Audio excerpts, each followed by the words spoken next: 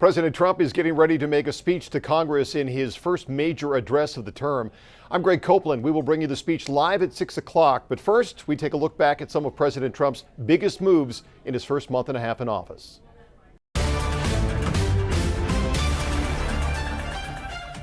Hello, I'm Christine Pitawanich. Thousands of federal workers are out of a job as the Trump administration continues its efforts to slash the size of the federal government. This includes mass layoffs from nearly all federal agencies, including the Department of Education, Veterans Affairs, Agriculture and Transportation, and more.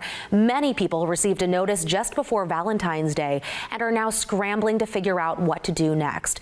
During his campaign, the president promised to shrink the size of the federal government and reduce the federal deficit. As the notices went out, there was confusion among hundreds of workers who were let go, then reinstated. Reporter Natalie Haddad has more.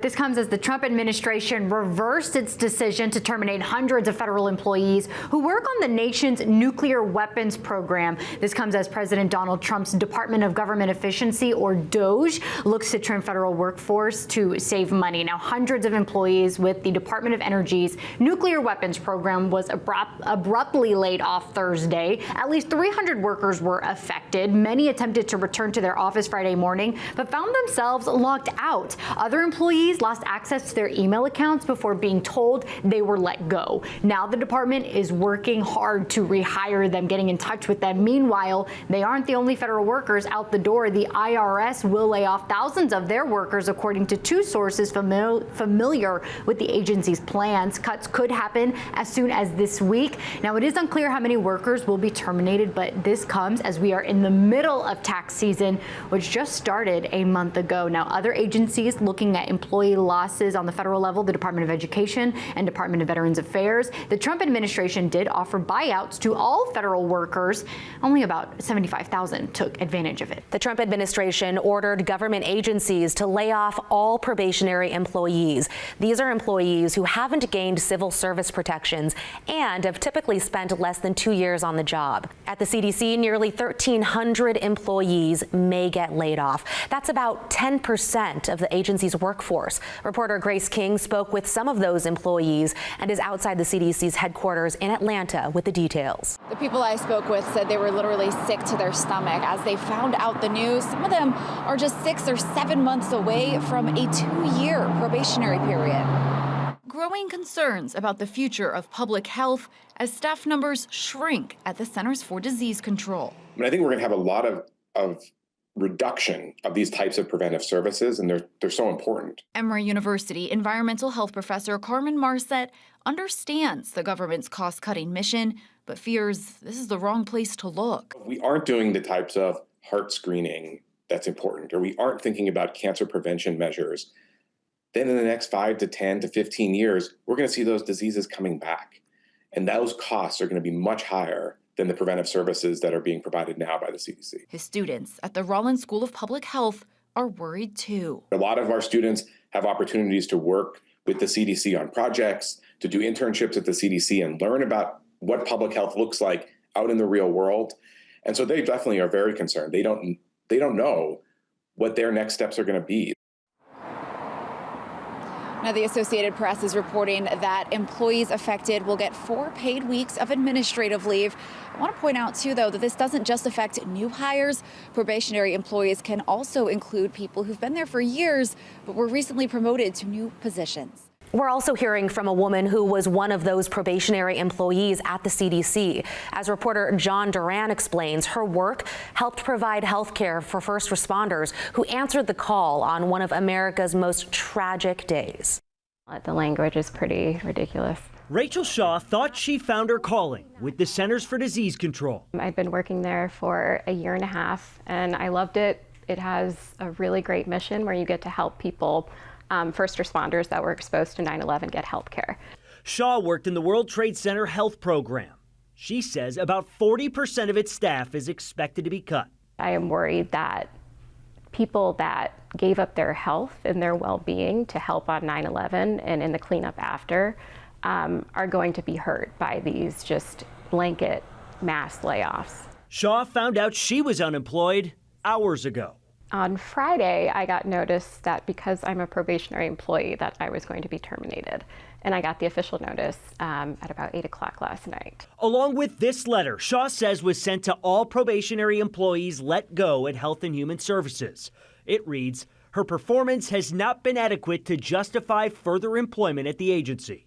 I think that was shocking to a lot of us because we have performance evaluations and support from our supervisors that are in direct contradiction to that. Shaw is a mother and a military spouse. My husband is a fixed-wing pilot in the Army, and they are especially bleeding for fixed-wing pilots because people leave to go to the airlines where you can make a lot more money. Shaw says previous administrations encouraged military spouses to take a job with the federal government. Because military families move so often with a federal job, spouses would be able to stay employed throughout those moves.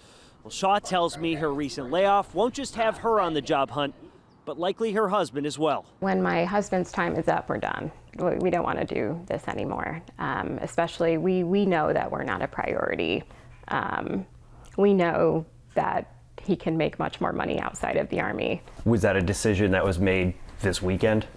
I mean, pretty much that's what we've been thinking. Yeah, it's just we both wanted to serve our country, but it's clear that this administration doesn't care about us. Shaw says she plans to join a group of fellow fired probationary employees and pursue legal action. In D.C., John Duran, WUSA 9. One man who was just laid off from the FAA says these terminations will impact the ability to provide crucial services to the public. Here's Alexis Wainwright with more of what he had to say.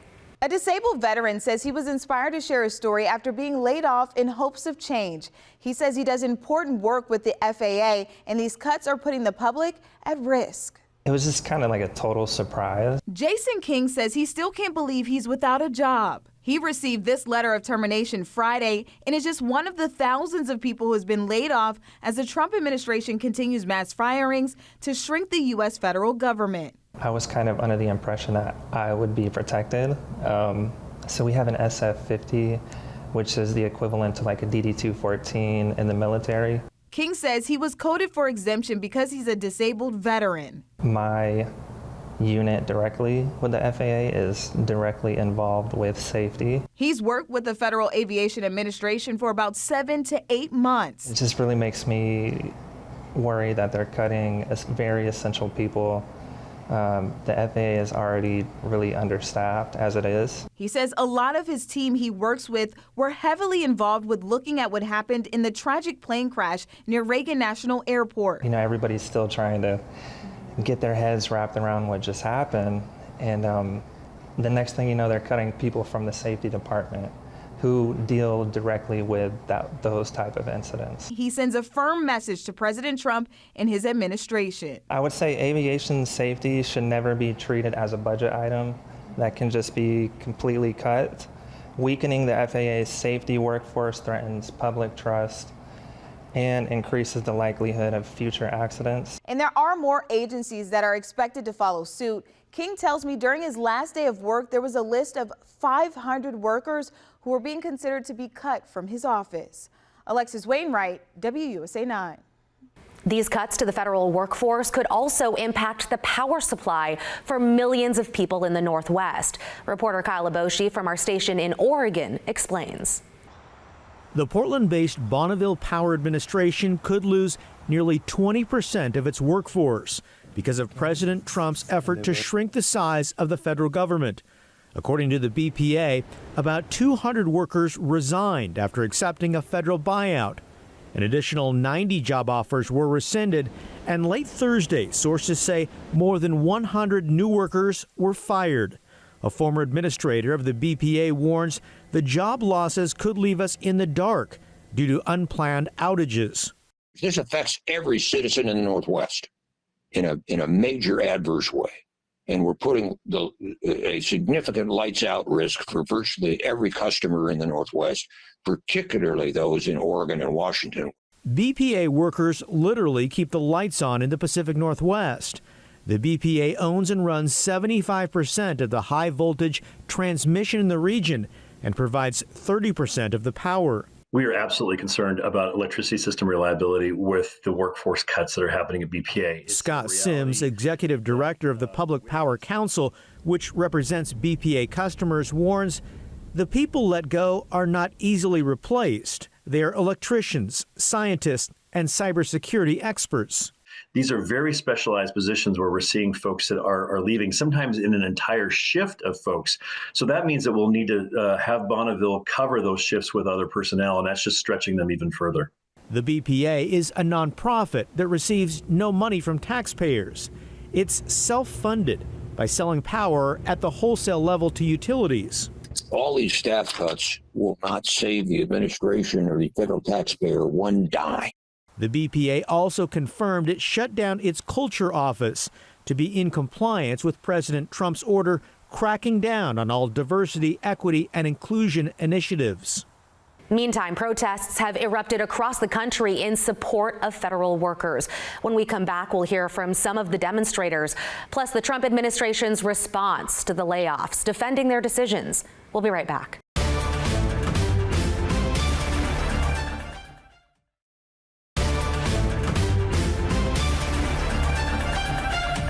From San Diego to Minneapolis and Washington, D.C., demonstrators are rallying, protesting President Trump and his policies. They're also protesting billionaire Elon Musk's involvement in the Trump administration's cuts to federal spending. Reporter Alex Littlehills takes us to two protests in Virginia. If getting a message across is the goal, I feel that this is really a dangerous juncture that we're at. The center of Town Center is as good a place as any to be seen and heard. I feel like they're bending to Trump and Musk, and they need to stand up for democracy. Gail Owens is one of roughly 100 standing several stories below the office of Virginia Beach Republican Congresswoman Jen Kiggins. Story to tell because my daughter, who works for the federal government, is losing her job because she works remotely. She was hired under the conditions of working remotely. Owens' frustrations about the Trump administration are personal. Because she was going to be fired in March if she didn't take the buyout. And on the peninsula, at the same time Friday, a similar gathering in Williamsburg. Roadside frustrations over a slate of executive orders and policy decisions by President Donald Trump. It comes one day after peninsula residents filed one by one to talk at Republican Congressman Rob Whitman's mobile office hours. Congresswoman Kiggins acknowledged Friday's protest, saying it's their constitutional right as Americans, a right exercised by many in opposition of her party's leader. It's just a grassroots gathering, but the grassroots are upset. In Virginia Beach, Alex Littlehales for 13 News Now. Musk, who leads the Department of Government Efficiency, known as DOGE, recently appeared with President Trump in the Oval Office to defend their decisions. DOGE faces multiple lawsuits from labor unions and Democratic state attorneys general over whether it is acting lawfully. Musk said he's only doing what the people voted for and in full transparency. The people voted for major government reform. There should be no doubt about that. That was on the campaign. The president spoke about that at every rally. The people voted for major government reform, and that's what the people are going to get. They're going to get what they voted for. Well, we actually are trying to be as transparent as possible. In fact, our actions, we post our actions to the Doge handle on X and to the Doge website. So all of our actions are maximally transparent. Several federal judges have challenged their efforts. The president said he will abide by the courts, but will appeal. As DOGE cuts down on federal spending, the Associated Press ran a poll to see what people in the U.S. think about where the government is putting its money. Here's what it found. Many U.S. adults believe the federal government is overspending, but polling also shows that many Americans, including Republicans, think the country is spending too little on major government programs like Social Security. The polls from the Associated Press Nork Center for Public Affairs Research come as President Donald Trump and advisor Elon Musk push for extensive cuts throughout the federal government, slashing funding for humanitarian aid and turning their attention to the Department of Education and the military. A January AP Nork poll shows that about 2/3 of Americans say the government is spending, quote, too little on Social Security and education. Another 6 in 10, roughly, say too little money is going to assistance to the poor. The polls suggest that Americans may not agree with where the Republican administration's cuts should fall. The perpetual challenge for lawmakers is that although U.S. adults mostly think the government isn't spending enough on key issues and programs, they are broadly in favor of cuts to the federal budget. One federal worker who still has a job is speaking out. While he thinks it'll put a target on his back, he says he and his colleagues are being portrayed negatively and is encouraging others to speak up. Here's Katie Lesso. What do you think are the biggest misconceptions? They think that we're here just to get a paycheck, that we're not hardworking, that we don't do things that are important. We're just bureaucrats. Paul Osadebe is an attorney who works for the federal government. The reality is I come to work to help people. I could have done a lot of things, and all my coworkers could have done a lot of things focused on making profit in the private sector, but we come to work to help the American people. He says the jobs federal workers hold have a huge impact on all of us. They're the ones who keep companies from poisoning your air and water. They're the veterans who are helping other veterans in VA hospitals when people come back from wars.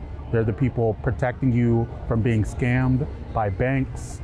They're the ones fighting discrimination. In addition to his day-to-day duties, he's also his union shop steward. So that means that I'm the go-between between management and employees and between the union and employees. So I'm the one communicating, and that's been a hard job right now, as you can imagine, because people are being put through a lot of pain right now.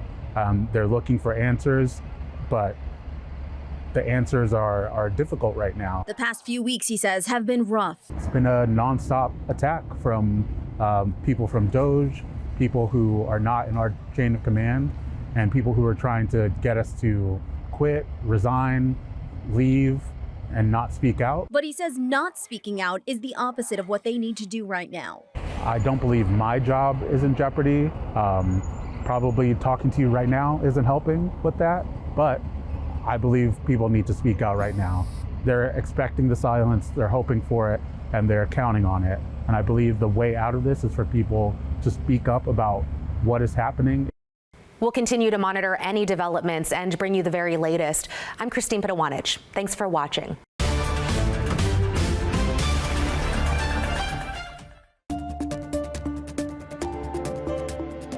Hello, I'm Shanna Handy with what's happening in the news now. The Trump administration is working on the president's pledge to crack down on immigration and carry out mass deportations. In one of the president's latest moves, he signed an executive order aimed at ending federal benefits for people who are in the country illegally, although it's not immediately clear which programs would be impacted. The president has signed dozens of orders since coming into office, many targeting immigration. They include forcing asylum seekers to wait in Mexico, finishing the border wall, and ending automatic citizenship for anyone born in the U.S. That birthright citizenship order has been temporarily halted in court. The Pentagon has also deployed thousands of troops to secure the border, and major cities have reported many arrests of migrants since the president took office. The Department of Homeland Security reports 8,000 arrests as of February 3rd. Recent arrest numbers remain unclear. Our San Diego station is working to confirm local arrest totals along the southern border. Reporter David Goverson monitored a detention center to try and get answers. There's no shortage of ICE buses and vans parked at the Otay Mesa Detention Center, a facility that can hold more than 1,000 immigrants. Many of the people arrested in immigration raids around the county are transported here before they can be deported. The facility also is home to the DHS San Diego field office, which so far has declined to release local arrest numbers from recent immigration raids. I also reached out to ICE with no response. For the first couple of weeks, they were releasing daily numbers. Of the Trump administration. They were releasing daily numbers. So to me, that raises the question of why they're not doing that anymore. Deborah Fleischaker is the former acting chief of staff of ICE under the Biden administration. She spoke to us from Washington, D.C. You can certainly draw an inference that maybe the numbers aren't quite as good for the Trump administration as they were in those first couple of weeks. Earlier this month, I staked out the loading dock at the Otay Mesa Detention Center during daylight hours for a day and a half. I only saw 8 migrants being admitted, seen sitting here in chairs as privately contracted guards checked their paperwork. If you are watching and there's not a lot of movement, that's a good indication that there is not a lot of arrests going on. I also spent about 8 hours staking out the federal building downtown, where there are multiple ICE buses and vans parked. Not only did I not see any migrants, these vehicles hardly ever move. We are hearing reports that the president is angry that ICE is not meeting its daily arrest numbers. Naina Gupta is the policy director with the American Immigration Council in Washington, D.C., an immigration advocacy group. She says the Trump administration is now requesting more than $175 billion from Congress to help increase those immigration arrest numbers. Regardless of the numbers of actual arrests, people are still afraid to leave their homes because they don't know whether they'll be targeted or not. They don't know how many arrests are being made on a day-to-day basis.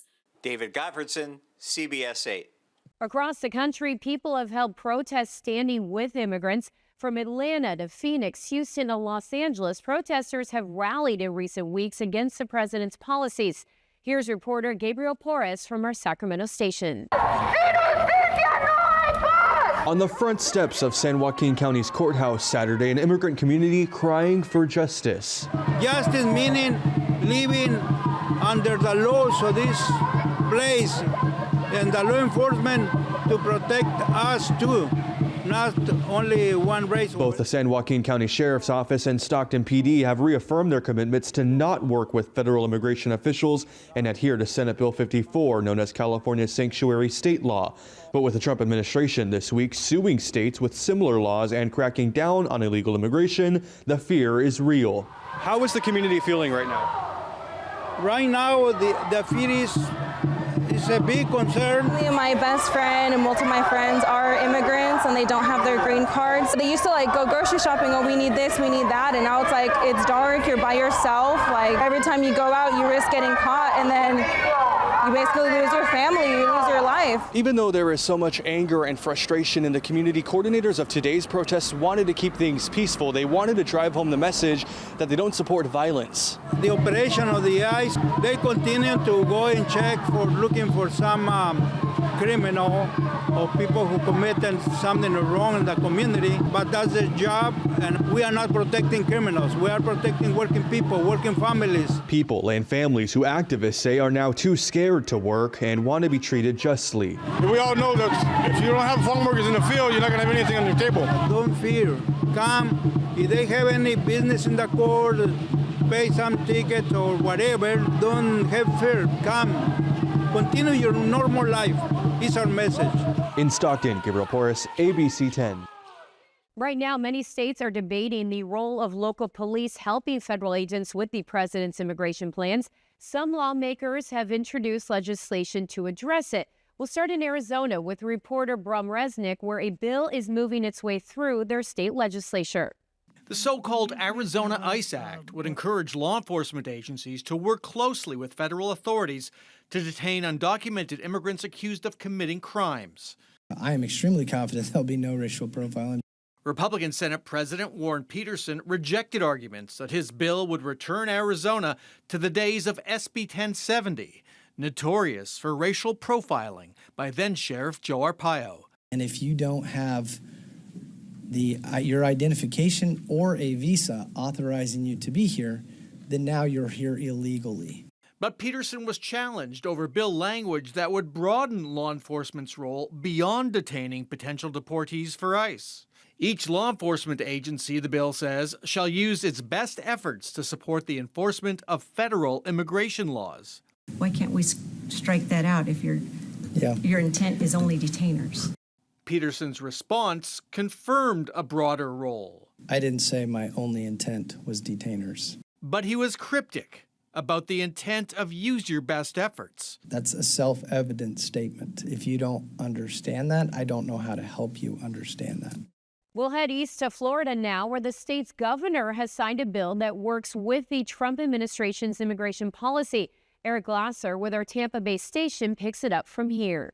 So the bill passes. After a week of public political infighting, sponsors of the bill say it delivers on their commitment to the Trump administration to provide more beds, more badges, and to catch and hold more bad people. Democrats say if that was the point, the bill falls short. Because I keep hearing this no more catch and release thing, but they actually can get out before trial. Senator Gruters. Thank you, Mr. President. If it's not a forcible felony, they will have the ability to. Opponents say the $300 million bill is also a double dip on Florida taxpayers. Immigration policy, a federal issue. We shouldn't be appropriating enormous sums of money for it.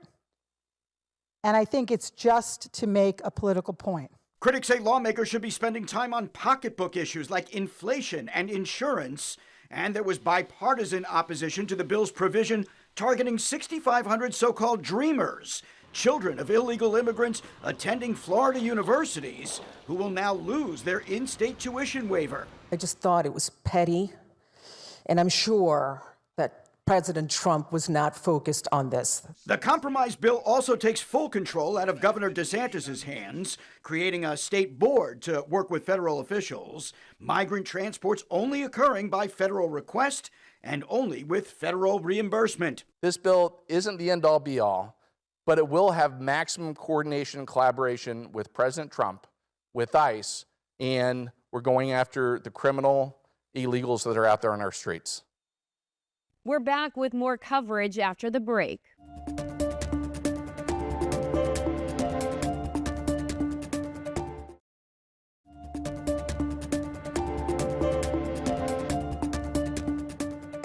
A tragic story out of Texas. The family of an 11-year-old girl says she took her own life after being bullied that ICE was going to take her family.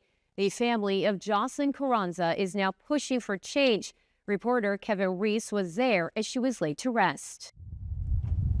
It was 12 degrees in Gainesville when they carried the casket into St. Mary's Catholic Church, the same church where 11 years earlier, Jocelyn Rojo Carranza was baptized. The same priest now at her funeral mass bidding her goodbye. In thanksgiving for the life of Jocelyn, because Jocelyn will be remembered forever.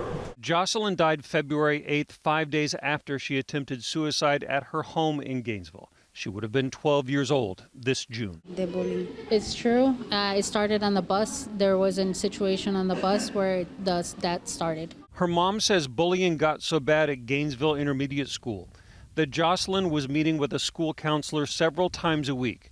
But her mom says they only learned that after her suicide attempt. They say fellow students allegedly taunted her about immigration and what it would be like if her parents were deported. They would tell me ICE was going to come. They would tell her ICE was going to come and get her parents, and she was going to be here alone. The Gainesville Independent School District would not comment on her case, telling us that we take any reports of bullying at our schools very seriously and have a zero-tolerance policy and respond swiftly to ensure all students are safe physically and emotionally.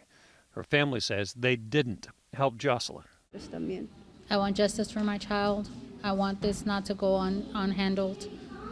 If there is more students out there, more kids out there that are going through it as well, pay attention. The school needs to pay attention. As her casket was carried from the church, her family wore white sweatshirts with Jocelyn's picture on them. She has angel wings. She's floating in the clouds. What her family wants to see next is earthly justice for whoever may have taunted her to death. In Gainesville, I'm Kevin Reese. Religious leaders are trying to stop federal immigration officials from arresting people inside places of worship.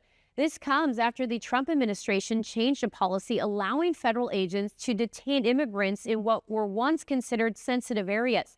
Rafael Sanchez Cruz reports from Washington, D.C.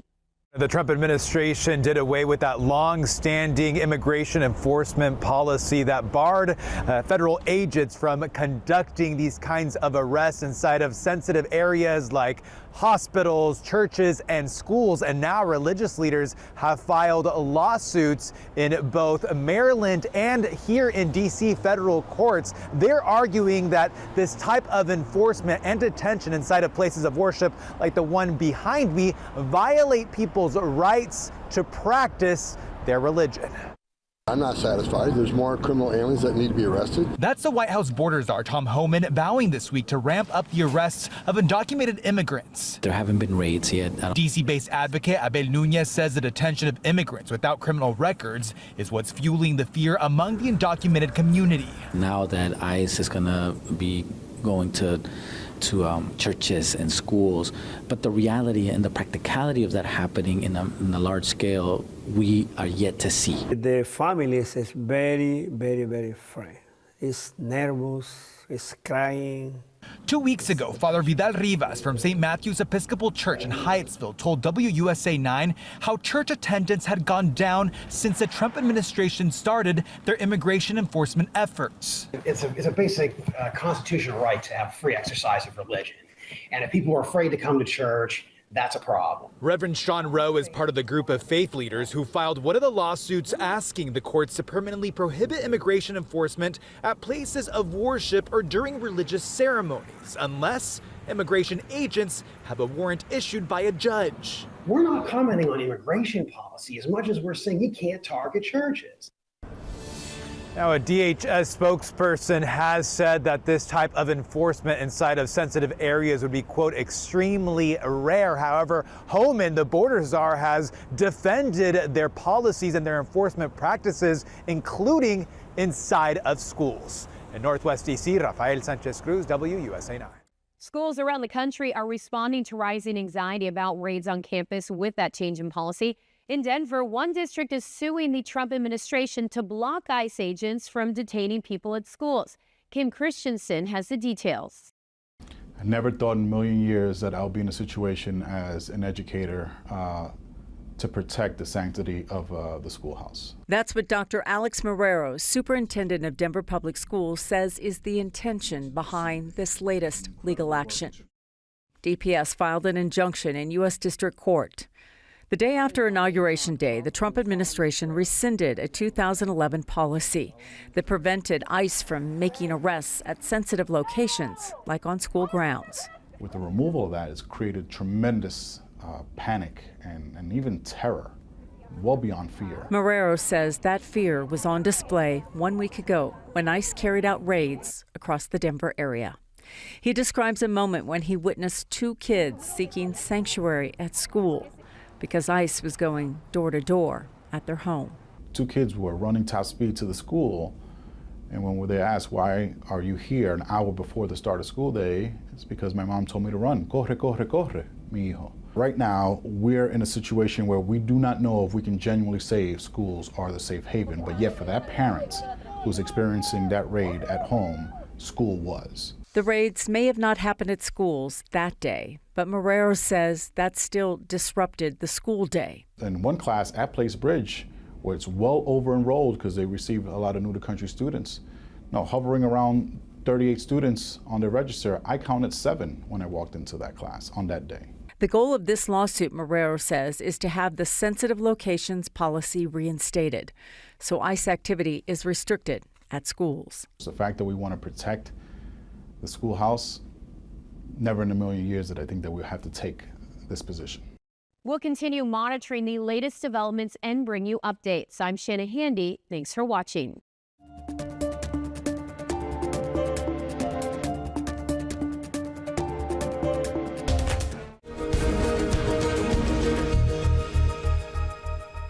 Hello, I'm Anna Laurel with what's happening in the news now. President Trump plans to move forward with tariffs on Canada and Mexico. He said they'll go into effect on March 4th.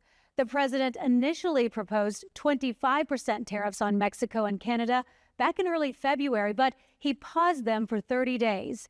President Trump now confirms they'll go on as planned. Now, on that same day, March 4th, President Trump says China will also be charged an additional 10% tariff on top of a 10% tariff already in effect. That means U.S. tariffs on Chinese imports will total 20%. The president says the tariffs are tied to illegal immigration and fentanyl coming onto the U.S. Now, with all three of America's biggest trading partners facing these new taxes, experts are warning this can push prices up even higher for American families, right when inflation is already a problem and heating up. President Trump also proposes a 25% tariff on all imported cars. He says more details on that will be coming later in April. He's ordered a global 25% tariff on imports of steel and aluminum. That one is set to take effect on March 12th. So what does this all mean for you? Mark Istuk with our station in Dallas spoke with an expert and breaks it down. Well, let's talk about the effect on American consumers, because I think certain politicians will argue, hey, you know what, these are the price of doing business. American consumers may think otherwise. Yeah, the effect, I mean, you think of the aluminum tariffs, really anything that you drink out of an aluminum can, if the cost of that aluminum is going up, the cost of things is going to be going up. There is about $7,000 worth of steel and aluminum inside any car that's being made. And so if those costs are rising, cost of automobiles is going to rise as well.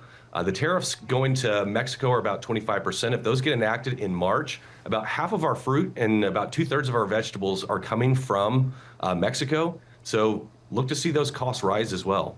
And Wall Street has been reacting as well. What has that been?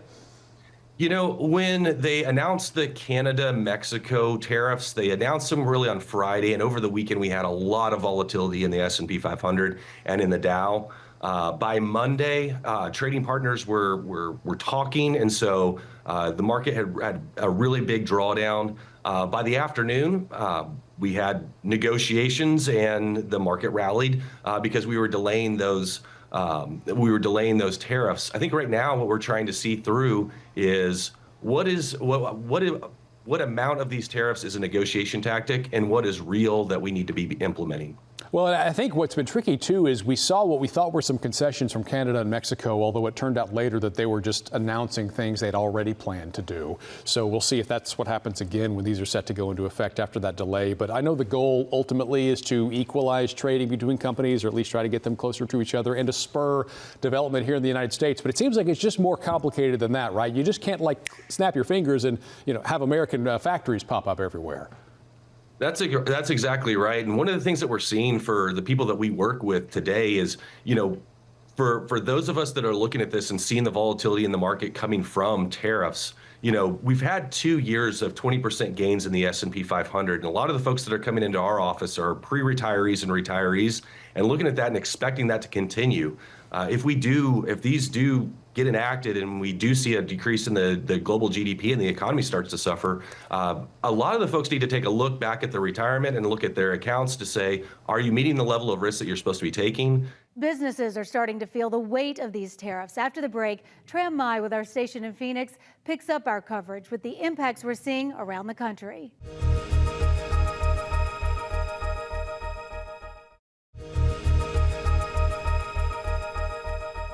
The president said these tariffs are already having the effect he was hoping for, with companies overseas wanting to come back to the States. I've been contacted by some of the biggest companies in the world, and because of what we're doing economically and through tariffs and taxes and incentives, they want to come back into the United States. And we'll be announcing various very large companies, the biggest actually, and they'll be coming back, having to do with chips and having to do also with cars and lots of other things. Many industries and companies in the U.S. are also already starting to feel those impacts. Things like building a home could get more expensive with tariffs on steel imports. Isabella Basco spoke to home builders in Texas. I mean, all sorts of building products. Lakshmi Jackman is the president of Transformations Custom Build, which builds new homes and remodels. While the tariffs on steel haven't gone into effect yet, she's already starting to see their impact. There's a lot of steel studs. Metal is in conduit. My electrician's concerned about that. He's ordering conduit ahead of time. So yeah, that can have a real impact. People that are raising their prices in anticipation of tariffs right now too, they're not waiting. So it's really hurts my heart to have to tell any of my clients anything like this, because building already costs a certain amount of money. Yeah, there's so much going on, right? Matt Williams is the owner of Republic Building Company, which offers commercial and residential contracting services. He's already seen steel prices go up between 5 and 10% in anticipation of the tariffs. We're dealing with a cost of living problem in Austin, and now these tariffs could potentially make things more expensive, make developments more expensive, housing. As a contractor, our margins are so tight on construction as it is. We can't afford just to absorb these costs. So just like almost everything else, the cost gets passed down to the client. Jackman offers advice for any homeowners wanting to keep construction costs down no matter what. Make your decisions as quickly as possible. Make as many decisions as you can ahead of the game. We can order these products. We can come prepared. That helps in all sorts of areas. We're doing everything that we can every single day, and when you throw this into the mix, it is a whole other dimension. The incoming steel and aluminum tariffs also affect breweries around the country who are now bracing for higher costs. Here's reporter Bridget Chavez with our station in Seattle. We're at Stoop Brewing, and this is where they can all of their beers. The owner tells me that this part of their business could be impacted by newly announced tariffs on aluminum. Before a cold can of Stoop craft beer lands in your hand. Yeah, this is definitely the heart of the can packaging operation. It takes a little journey. We first purge the cans with CO2 so there's no oxygen, and then they fill, and then it automatically caps it. There. Rinses them off so there's no beer on it. It moves down the line. And then it's labeled right here. It's packed up. Dee is putting it into the cases here. And ready to go. Nathan down there is putting the toppers on. This process could soon become more expensive. President Trump recently announced 25% tariffs on aluminum and steel imports. Say my initial reaction was fear, mostly because it's already kind of a difficult climate right now for craft breweries. Robin Schumacher, a co-owner of Stoop Brewing in Seattle, says a case of 24 aluminum cans costs about $3.60. But with the new 25% tariff, that price could jump to $4.50, an increase that adds up fast for a local brewery. We either have to absorb that cost on our own or pass it on to the consumers. And so if that happens on our canned goods, it could push away our pretty loyal customers.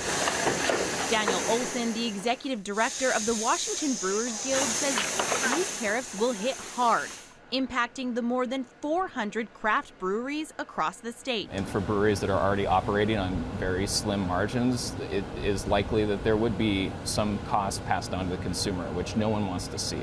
With rising costs on the horizon, brewers say there's one simple way you can help. Find their local craft brewery, connect with their community, and enjoy a pint of incredible Washington craft beer.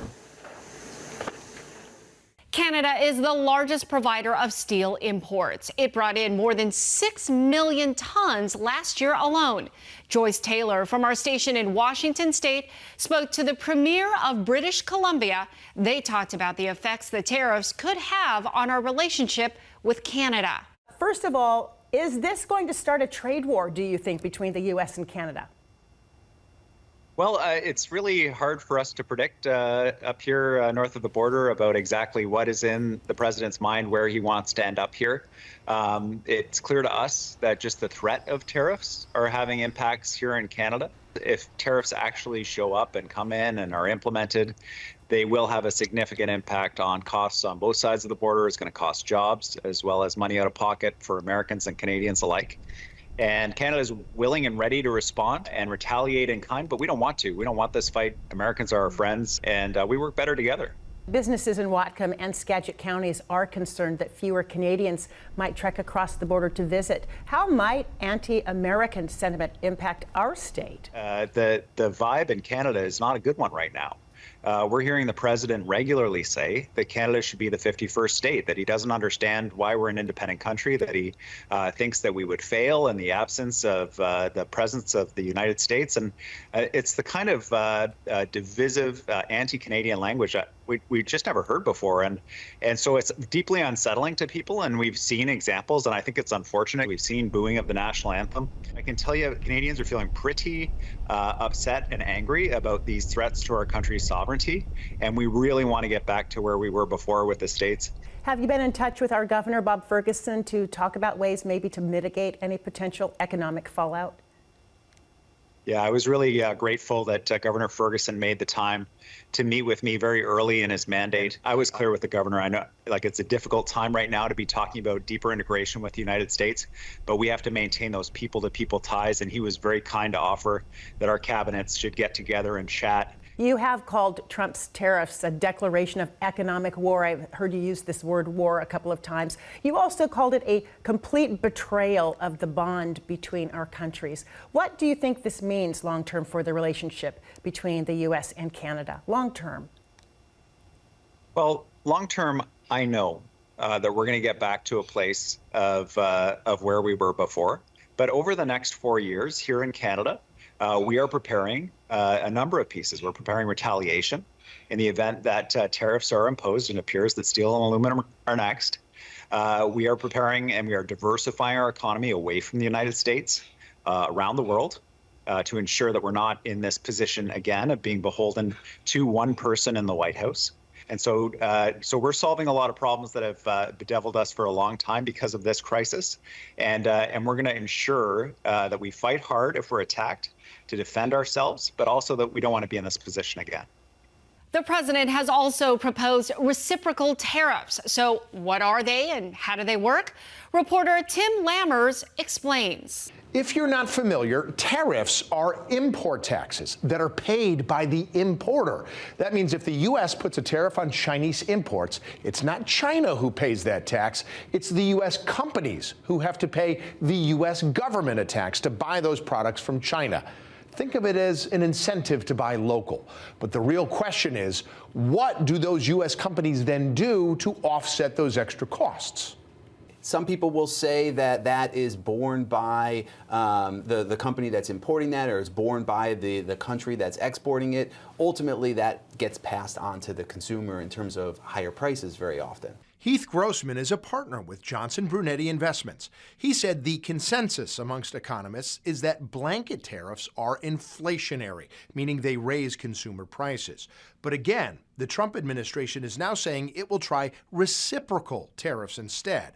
That means if China were to tax its companies 10% to buy U.S.-made goods, then the U.S. will tax Chinese imports 10% as well to keep it even.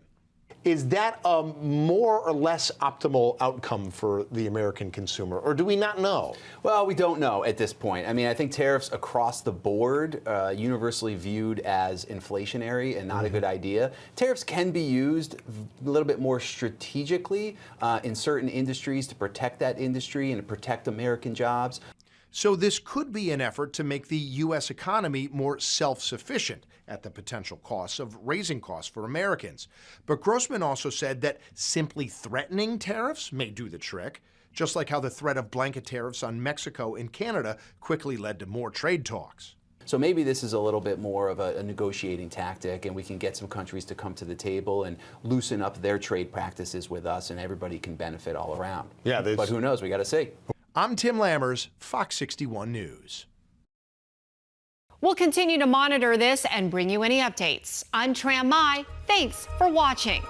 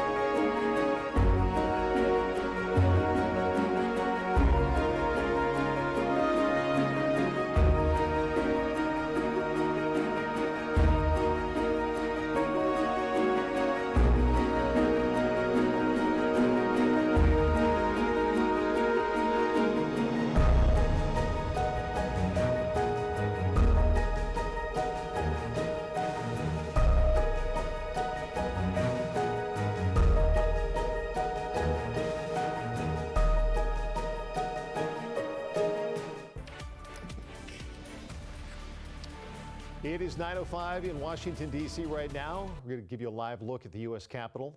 In just a few minutes, President Trump will address a joint session of Congress.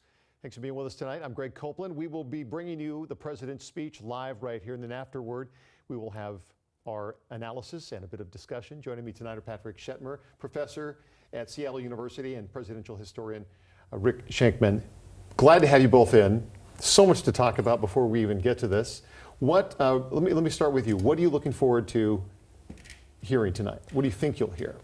Well, I want to know which President Trump is going to show up. Is it the first administration Trump, or is it the last 30 days of President Trump? In the first administration, even though he had his wild moments, he delivered his State of the Union addresses pretty much like normal presidents. In fact, you may remember Van Jones on CNN announcing, "This is when President Trump became President Trump." And that was like a big theme for weeks and weeks and weeks. He then fell off the wagon, and he no longer held that view. But so we're going to see that President Trump, or are we going to see the Trump of the last 30 days? blasting NATO, blasting Ukraine, blasting Zelensky. That's just on foreign policy. On the domestic front, it's all about Musk and Doge and running through the federal government and people by the tens of thousands, which I don't think anybody anticipated, maybe even Donald Trump didn't anticipate. So I don't know who's going to show up. I'm sitting back, I'm going to watch and find out. Well, we're all going to watch together. Patrick, what are you looking for? Well, I think we got to see what strategy Trump is going to adopt. He's got two different things he's got going on right now. His approval ratings right now are just barely above water. I think if we look at an average of polls, he's at 0.1% positive. And that's been a significant drop. So he could try to reach out to the middle to try to shore that up to buy himself more time. But the House is really closely divided, and I think some Republicans in the House are starting to get a little nervous. They're going to be running for re-election here in 20 months. He might want to focus on shoring up the base, shoring up the House, and making sure they all stay in line so that he can push through his agenda. So the White House has said that the theme for tonight is the, quote, renewal of the American dream. The president is expected to discuss the new tariffs, immigration, Ukraine, as well as his efforts to reduce the size of the federal government and to eliminate DEI programs in the government. Obviously, a lot to get to. So many topics because so much has transpired the last 30 days. I haven't seen what he's going to start with, so I don't know what it is. But obviously, he's got some big topics to hit, and obviously he's going to be discussing accomplishments. So I'm not sure. Do you have thoughts on where he's going to go first? I have no idea. With Donald Trump, you never know. I mean, that's part of the fun. The big picture here is Donald Trump views every single day like a TV show producer. He's still that reality show star that he was for 14 years on NBC. And so the question is, how is he going to make this moment lead the headlines tomorrow, and what is that big issue? Is he going to reveal it? When's the big reveal? Is it the beginning of the show? Is it the middle? Is it the end? Everything's a TV show with him. And Patrick, you mentioned about, well, we were talking about some of the things that he's done so far. This kind of feels like Act Two. Like the first term was like you discussed a little bit, setting the stage and getting his feet, and now kind of he has a more organized plan of this is what we're going to do right now. And so far he's done pretty much everything he said he was going to do. I think he's come in this time with a team of people who are more or less ideologically aligned with him. In the first term, it was a lot of Republican stalwarts, a lot of people who were more traditional sort of Washington people. And they had certain lines they wouldn't cross. They had certain norms that they respected. The people he's bringing in this time are more or less unreformed culture warriors, people coming to us from these very conservative think tanks that develop things like Project 2025. And they're very committed to this very ideological and deeply populist view. And so I think that's why we've seen so much more action. I was going to save this for later, but what's interesting to me is obviously he doesn't have to worry about a re-election for a third term, theoretically. U.S. lawmakers do. Many of them, especially Republicans, do. They have to tread lightly to a degree if they want to be re-elected, in 2 years. What have you seen so far from some of the people who are kind of supporting him cautiously? I think if we look at the recent action the House took to approve the outlines of the budget, they had to hold the vote open for a while because there were a lot of shaky members in those Biden-leaning districts that were, very narrowly decided. The ones where Kamala was very competitive in. And going in, we're expecting Republicans to take a hit on the chin in 2026. So anything Trump does to make the economy worse or to elevate issues that are unpopular with the voters are going to be bad for his allies in the House in particular. In the Senate, the Republicans have a much safer position with that 3-vote lead and with a map that is, again, somewhat favorable to the Republicans. But if it gets bad enough, you could see places like maybe Florida or Texas or places where that shouldn't be that competitive become competitive in 2026. I was going to ask you earlier, and we have a little bit of time. If you look back through history, I was going to save this question. Have we seen anything like this before? And maybe we have. I mean, we tend to forget it as a country sometimes of what happened 50, 60, 80 years ago. Have we seen anything like this first 30 days? I've forgotten already what happened the first week of the Trump administration. It's been busy. To be honest with you. No, we've never seen anything like this. I mean, people always talk about ever since FDR and the New Deal, the first 100 days. Well, this feels like they crammed 1,000 days into 30 days. And no, we've never seen anything like this. And so much of it is unexpected. I mean, this is part of the Trump problem, which is when you run for president, you kind of announce a bunch of themes, and you don't want to then take office and suddenly have a bunch of other things that you're actually doing. George W. Bush tried to do that with Social Security. He never really talked about Social Security in the 2004 campaign. Oops, as soon as he gets reelected, that's going to be his big issue. And the polls hated him for it. The American people did not like that. Here what we've got is Elon Musk domestically going through the federal government and firing all these people by the tens of thousands. There was no hint that that was going to be coming. And it's not even clear to us, I think, from all the reporting, that Donald Trump knew that. On election day, he had no idea that Elon Musk was going to be doing this. This was a plan that apparently happened over dinner back in October in San Francisco with Musk and some rich buddies of his, and they just kind of schmoozed it and thought about it, and slowly kind of started to come together after the election, and that's the biggest news that we're finding ourselves in, aside from what's happening in foreign policy. Let's go ahead and listen in here.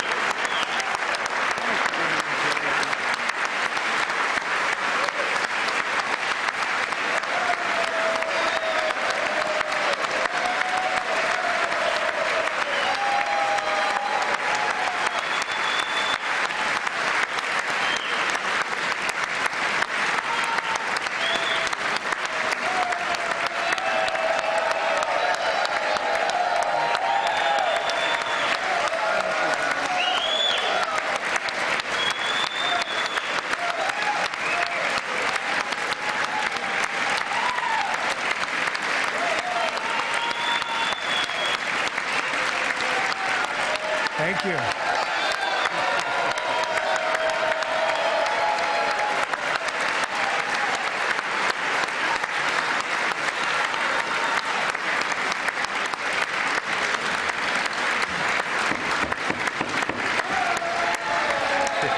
Thank you very much. Thank you very much. It's a great honor. Thank you very much. Speaker Johnson, Vice President Vance, the First Lady of the United States,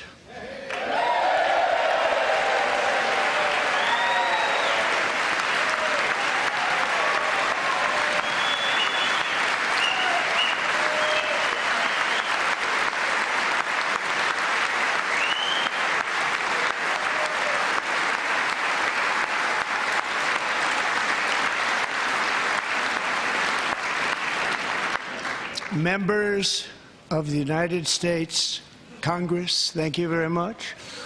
And to my fellow citizens, America is back.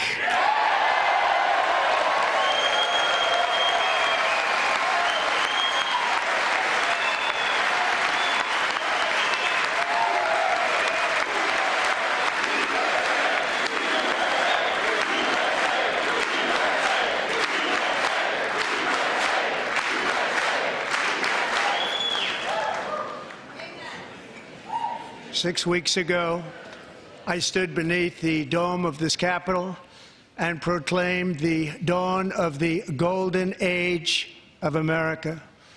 From that moment on, it has been nothing but swift and unrelenting action to usher in the greatest and most successful era in the history of our country.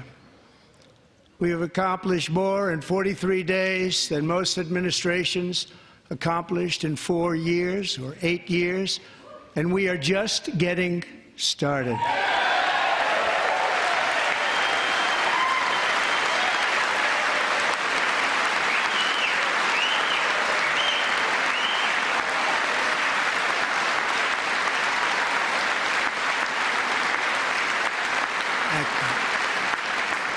I return to this chamber tonight to report that America's momentum is back, our spirit is back, our pride is back, our confidence is back, and the American dream is surging bigger and better than ever before.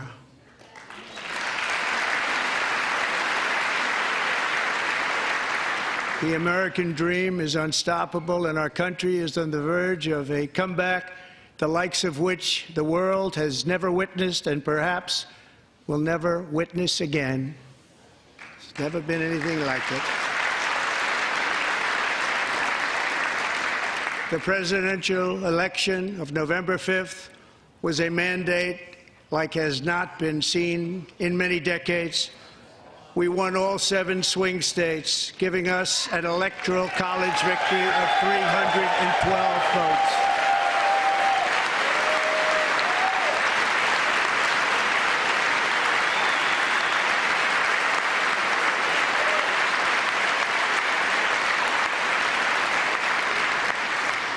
We won the popular vote by big numbers and won counties in our country.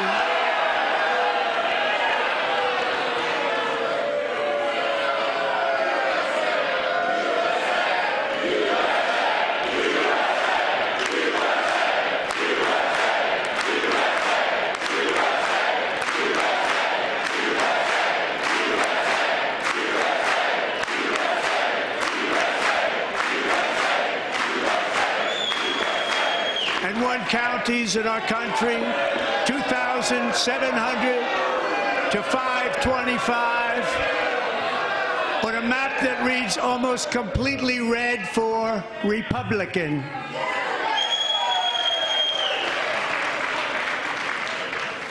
Now, for the first time in modern history, more Americans believe that our country is headed in the right direction than the wrong direction. In fact, it's an astonishing record, 27-point swing, the most ever.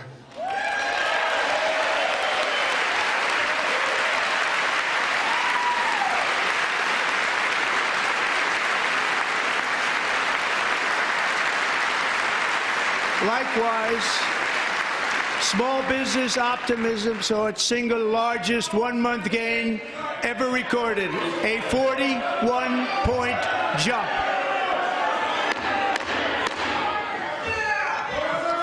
Members are directed to uphold and maintain decorum in the House and to cease any further disruptions. That's your warning.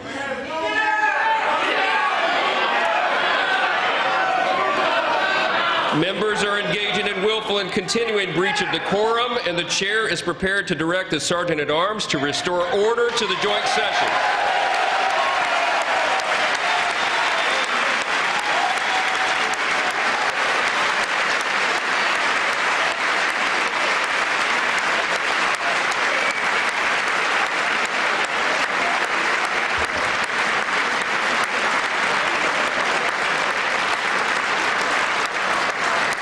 Mr. Green, take your seat.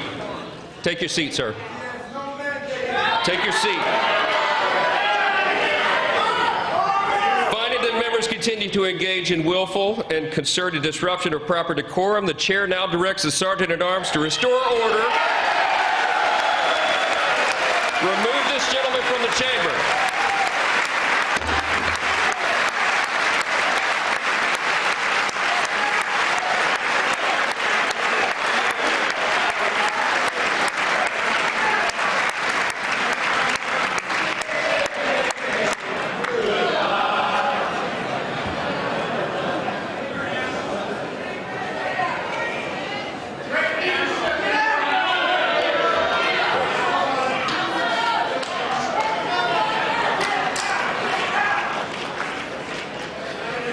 Members are directed to uphold and maintain decorum in the House.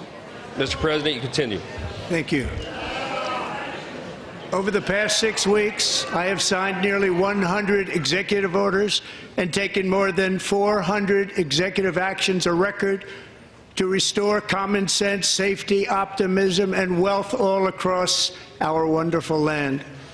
The people elected me to do the job, and I'm doing it.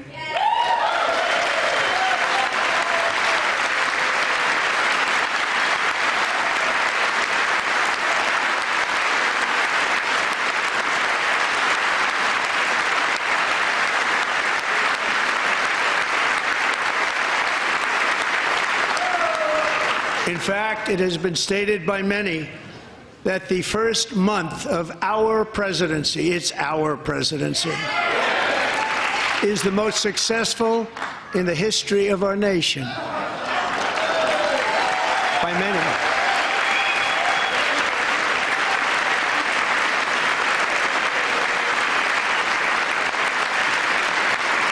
And what makes it even more impressive is that, do you know who number 2 is? George Washington. How about that? How about that? I don't know about that list, but we'll take it. Within hours of taking the oath of office, I declared a national emergency on our southern border, and I deployed the U.S. military and Border Patrol to repel the invasion of our country. And what a job they've done. As a result, illegal border crossings last month were by far the lowest ever recorded, ever.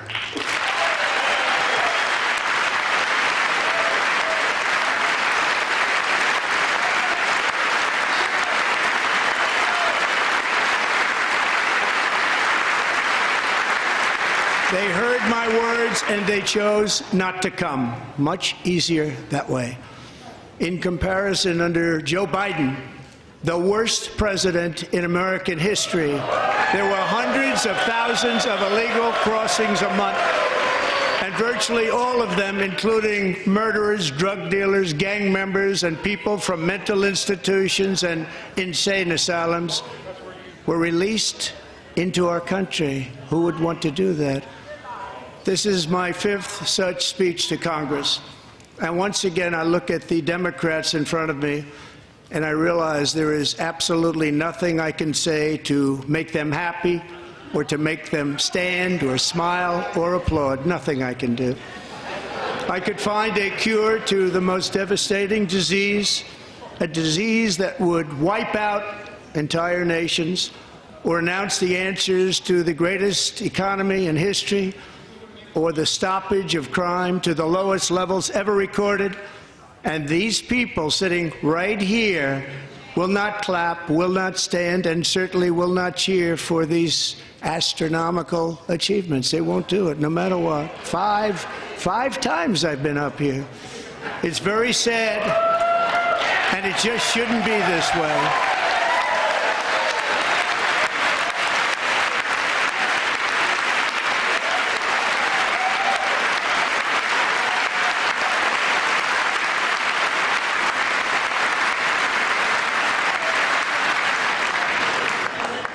So Democrats sitting before me, for just this one night, why not join us in celebrating so many incredible wins for America? For the good of our nation, let's work together and let's truly make America great again.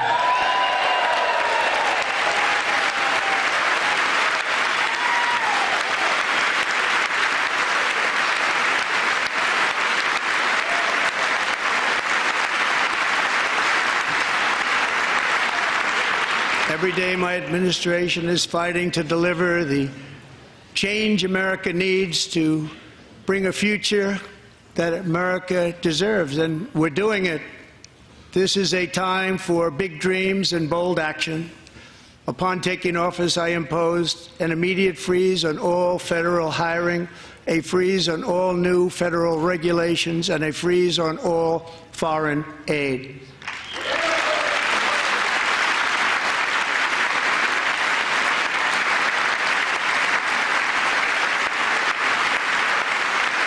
I terminated the ridiculous Green New Scam.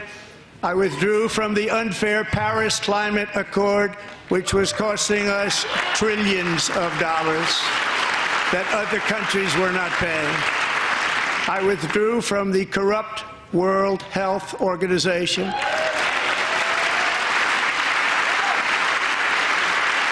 And I also withdrew from the anti-American UN Human Rights Council.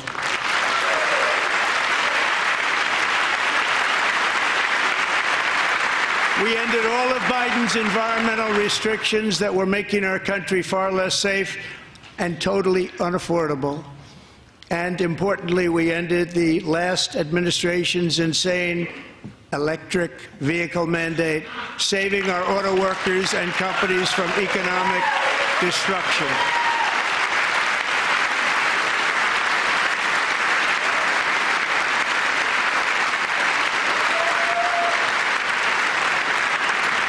To unshackle our economy, I have directed that for every one new regulation, 10 old regulations must be eliminated, just like I did in my very successful first term.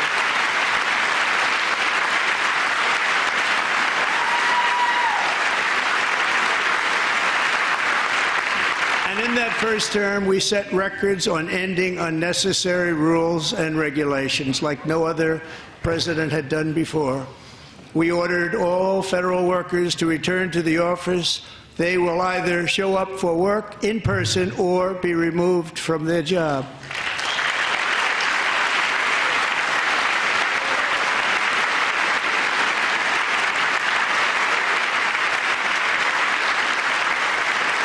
And we've ended weaponized government where, as an example, a sitting president is allowed to viciously prosecute his political opponent, like me. How did that work out? Not too good. Not too good.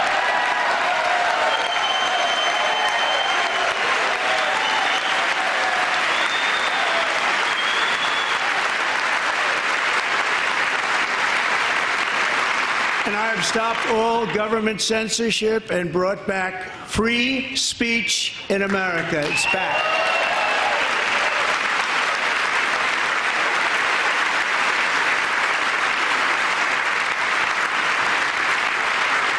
And 2 days ago, I signed an order making English the official language of the United States of America.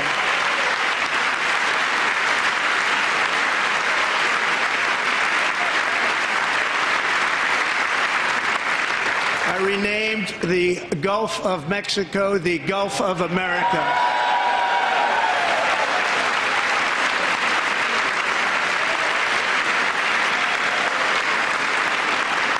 And likewise, I renamed for a great president, William McKinley, Mount McKinley again.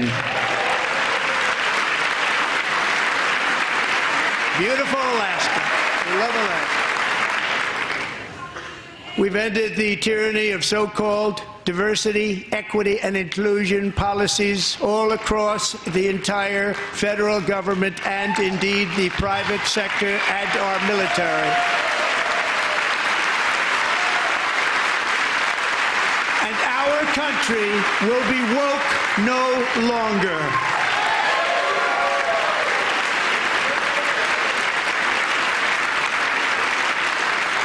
We believe that whether you are a doctor, an accountant, a lawyer, or an air traffic controller, you should be hired and promoted based on skill and competence, not race or gender. Very important.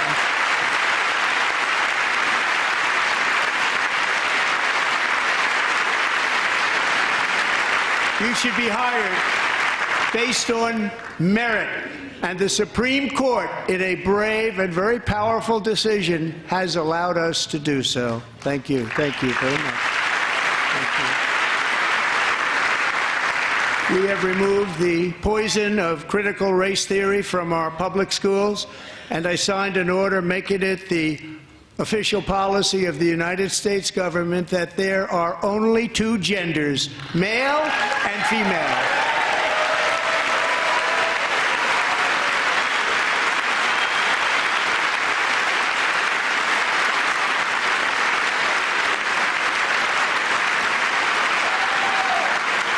I also signed an executive order to ban men from playing in women's sports.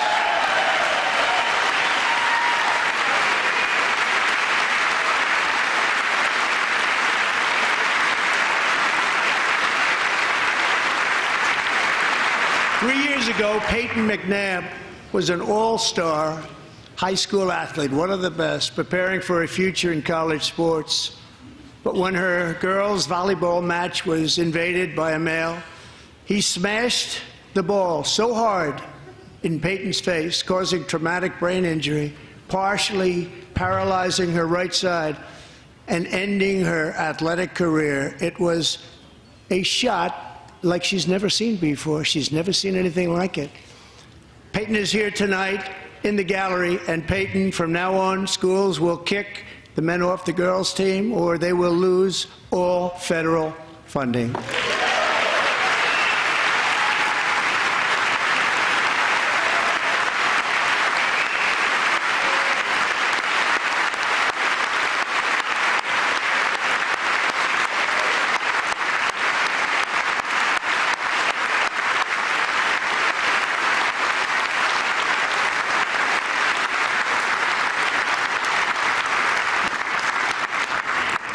And if you really want to see numbers, just take a look at what happened in the women's boxing, weightlifting, track and field, swimming, or cycling, where a male recently finished a long-distance race 5 hours and 14 minutes ahead of a woman for a new record by 5 hours.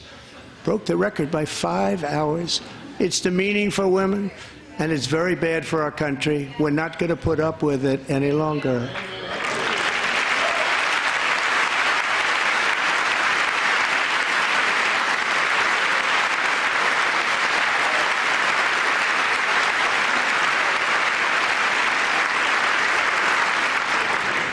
What I have just described is only a small fraction of the common sense revolution that is now, because of us, sweeping the entire world.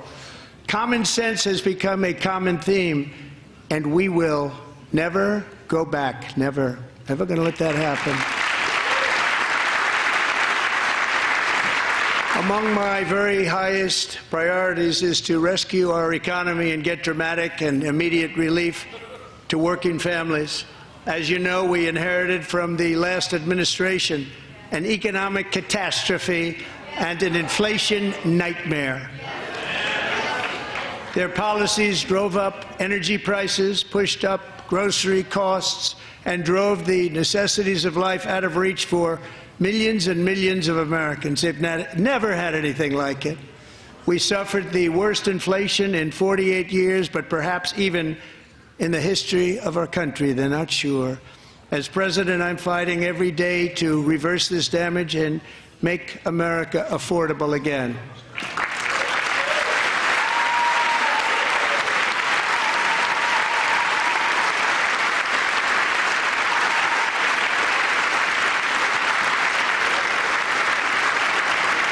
Joe Biden especially let the price of eggs get out of control. The egg price is out of control, and we're working hard to get it back down. Secretary, do a good job on that. You inherited a total mess from the previous administration.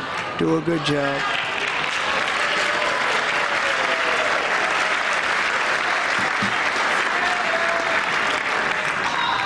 A major focus of our fight to defeat inflation is rapidly reducing the cost of energy. The previous administration cut the number of new oil and gas leases by 95%, slowed pipeline construction to a halt, and closed more than 100 power plants. We are opening up many of those power plants right now.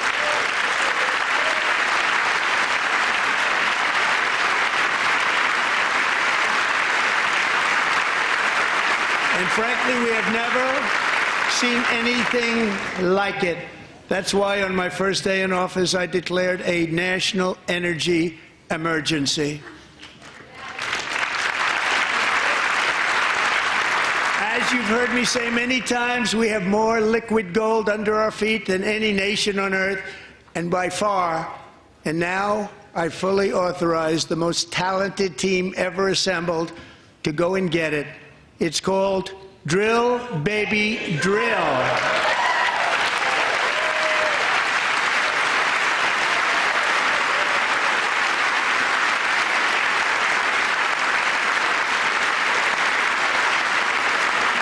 My administration is also working on a gigantic natural gas pipeline in Alaska, among the largest in the world, where Japan, South Korea, and other nations want to be our partner with investments of trillions of dollars each. There's never been anything like that one.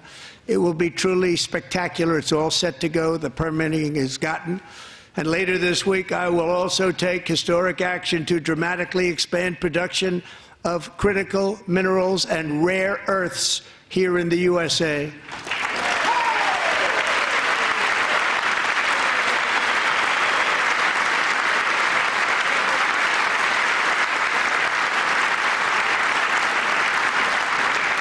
To further combat inflation, we will not only be reducing the cost of energy, but will be ending the flagrant waste of taxpayer dollars.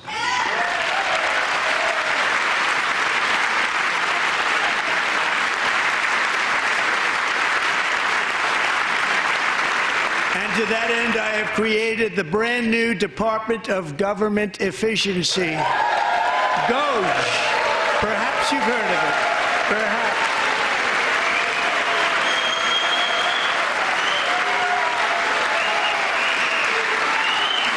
Which is headed by Elon Musk, who is in the gallery tonight.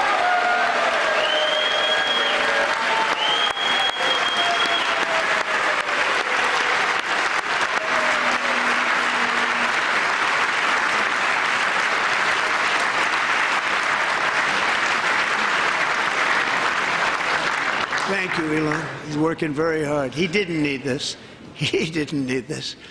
Thank you very much. We appreciate it. Everybody here, even this side, appreciates it, I believe. They just don't want to admit that. Just listen to some of the appalling waste we have already identified. $22 billion from HHS to provide free housing and cars for illegal aliens. $45 million for diversity, equity, and inclusion scholarships in Burma, $40 million to improve the social and economic inclusion of sedentary migrants. Nobody knows what that is. $8 $8 million to promote LGBTQI+ in the African nation of Lesotho, which nobody has ever heard of. $60 million for indigenous peoples and Afro-Colombian empowerment in Central America. $60 million. $8 million for making mice transgender. This is real. $32 million for a left-wing propaganda operation in Moldova. $10 million for male circumcision in Mozambique. $20 million for the Arab Sesame Street in the Middle East. It's a program. $20 million for a program.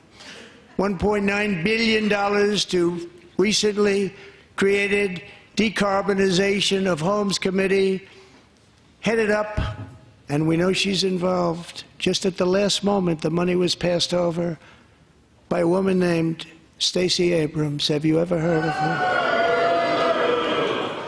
A $3.5 million consulting contract for lavish fish monitoring. $1.5 million for voter confidence in Liberia.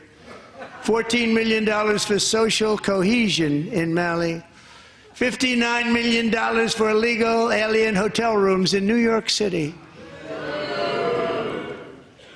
He's a real estate developer. He's done very well. $250,000 to increase vegan local climate action innovation in Zambia. $42 million for social and behavior change in Uganda. $14 million for improving public procurement in Serbia. $47 million for improving learning outcomes in Asia. Asia's doing very well with learning. I don't know what we're doing. We should use it ourselves. And $101 million for DEI contracts at the Department of Education. The most ever paid, nothing even like it. Under the Trump administration, all of these scams, and they're far worse, but I didn't think it was appropriate to talk about them. They're so bad. Many more have been found out and exposed and swiftly terminated by a group of very intelligent, mostly young people, headed up by Elon, and we appreciate it. We found hundreds of billions of dollars of fraud.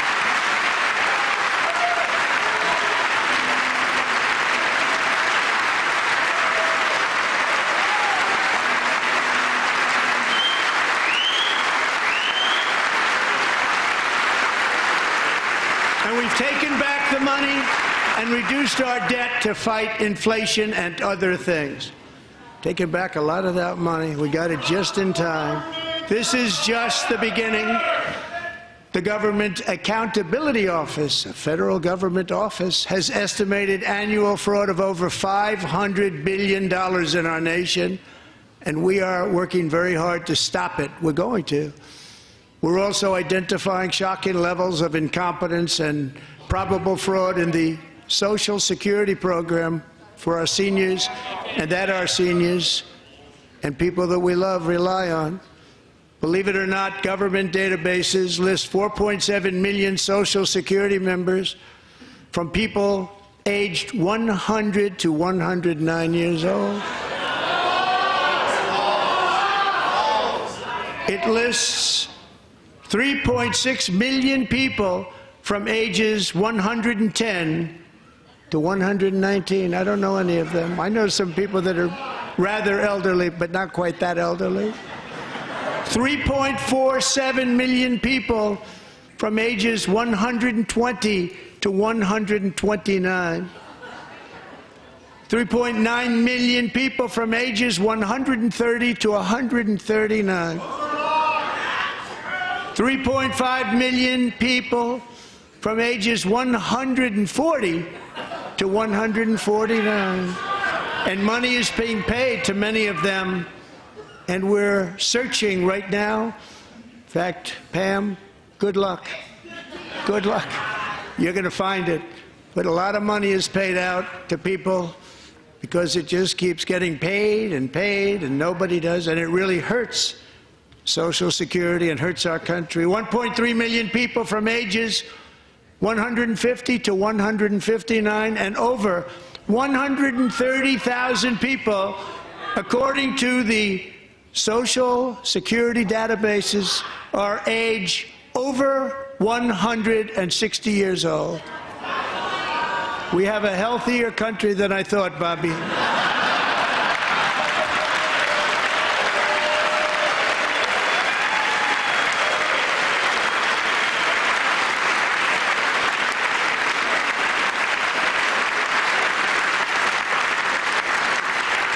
Including, to finish, 1,039 people between the ages of 220 and 229, one person between the age of 240 and 249, and one person is listed at 360 years of age.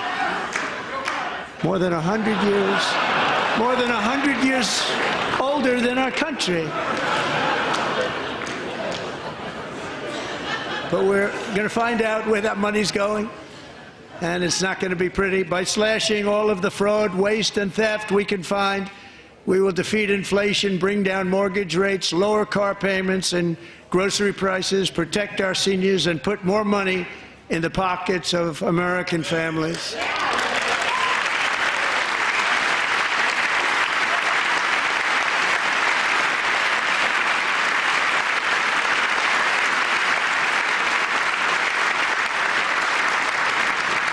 And today, interest rates took a beautiful drop, big, beautiful drop. It's about time. And in the near future, I want to do what has not been done in 24 years, balance the federal budget. We're going to balance it.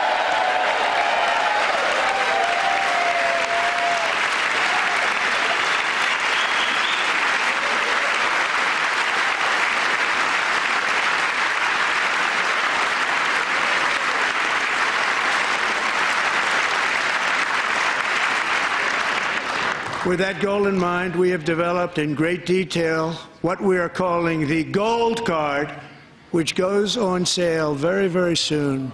For $5 million, we will allow the most successful job-creating people from all over the world to buy a path to U.S. citizenship. It's like the green card, but better and more sophisticated. And these people will have to pay tax in our country. They won't have to pay tax from where they came. The money that they've made, you wouldn't want to do that, but they have to pay tax, create jobs. They'll also be taking people out of colleges and paying for them so that we can keep them in our country instead of having them being forced out. Number one, at the top school, as an example, being forced out and not being allowed to stay and create tremendous numbers of jobs and great success for a company out there. So while we take out the criminals, killers, traffickers, and child predators who are allowed to enter our country under the open border policy of these people, the Democrats, the Biden administration, the open border insane policies that you've allowed to destroy our country, we will now bring in brilliant, hardworking, job-creating people. They're going to pay a lot of money, and we're going to reduce our debt with that money.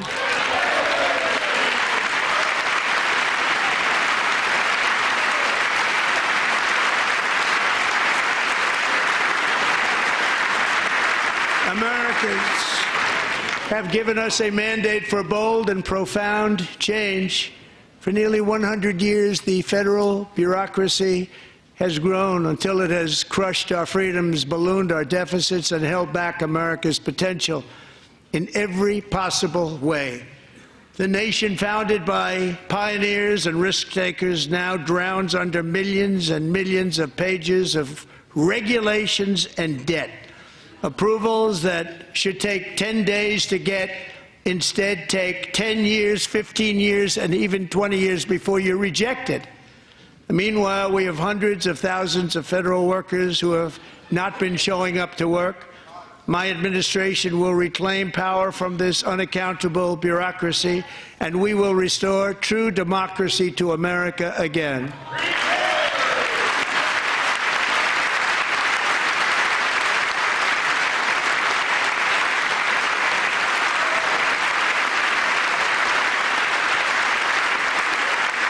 any federal bureaucrat who resists this change will be removed from office immediately. Because we are draining the swamp. It's very simple. And the days of rule by unelected bureaucrats are over.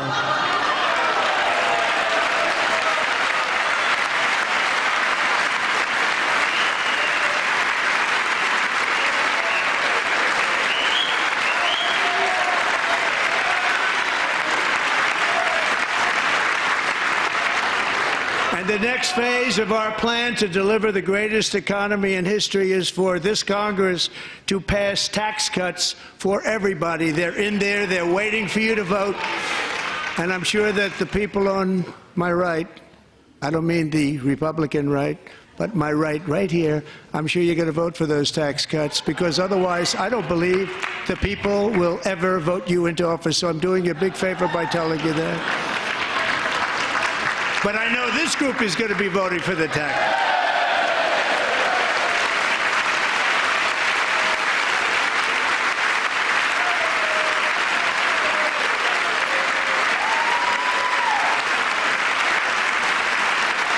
Thank you.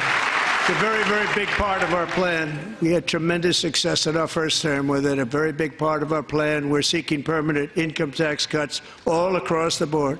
And to get urgently needed relief to Americans hit especially hard by inflation, I'm calling for no tax on tips, no tax on overtime, and no tax on Social Security benefits for our great seniors.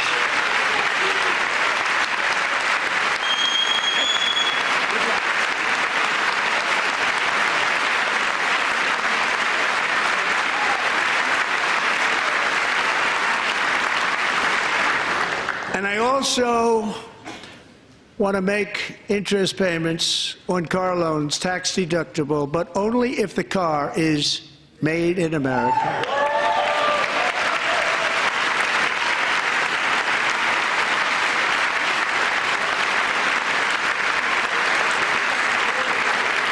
And by the way, we're going to have growth in the auto industry like nobody's ever seen. Plants are opening up all over the place. Deals are being made. Never seen. That's a combination of the election win and tariffs. It's a beautiful word, isn't it? That, along with our other policies, will allow our auto industry to absolutely boom. It's going to boom. Spoke to the majors today, all three, the top people, and they're so excited. In fact, already numerous car companies have announced that they will be building massive automobile plants in America, with Honda just announcing a new plant in Indiana, one of the largest anywhere in the world.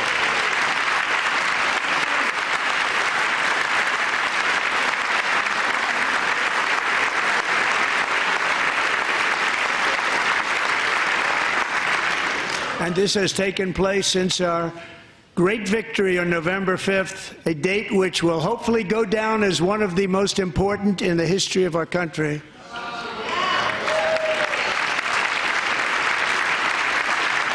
In addition, as part of our tax cuts, we want to cut taxes on domestic production and all manufacturing.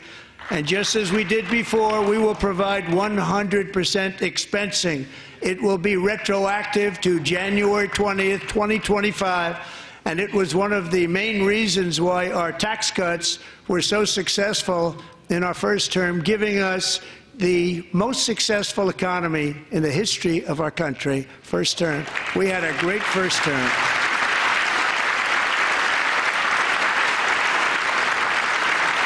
If you don't make your product in America, however, under the Trump administration, you will pay a tariff, and in some cases, a rather large one. Other countries have used tariffs against us for decades, and now it's our turn to start using them against those other countries. On average, the European Union, China, Brazil, India, Mexico, and Canada, have you heard of them? And countless other nations charge us tremendously higher tariffs than we charge them. It's very unfair. India charges us auto tariffs higher than 100%. China's average tariff on our products is twice what we charge them. And South Korea's average tariff is 4 times higher. Think of that, 4 times higher. And we give so much help militarily and in so many other ways to South Korea, but that's what happens. This is happening by friend and foe. This system is not fair to the United States and never was, and so on April 2nd, I wanted to make it April 1st, but I didn't want to be accused of April Fool's Day. That's not, just one day cost us a lot of money. But we're going to do it in April. I'm a very superstitious person. April 2nd, reciprocal tariffs kick in. And whatever they tariff us, other countries, we will tariff them. That's reciprocal, back and forth. Whatever they tax us, we will tax them. If they do non-monetary tariffs to keep us out of their market, then we will do non-monetary barriers to keep them out of our market. There's a lot of that, too. They don't even allow us in their market. We will take in trillions and trillions of dollars and create jobs like we have never seen before. I did it with China and I did it with others, and the Biden administration couldn't do anything about it because there was so much money they couldn't do anything about it. We have been ripped off for decades by nearly every country on earth, and we will not let that happen any longer.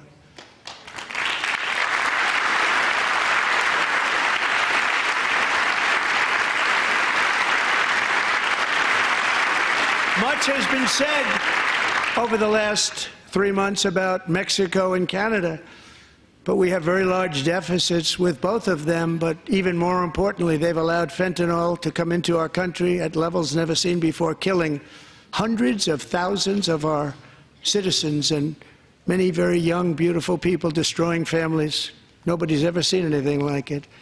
They are, in effect, receiving subsidies of hundreds of billions of dollars. We pay subsidies to Canada and to Mexico of hundreds of billions of dollars, and the United States will not be doing that any longer. We're not going to do it any longer.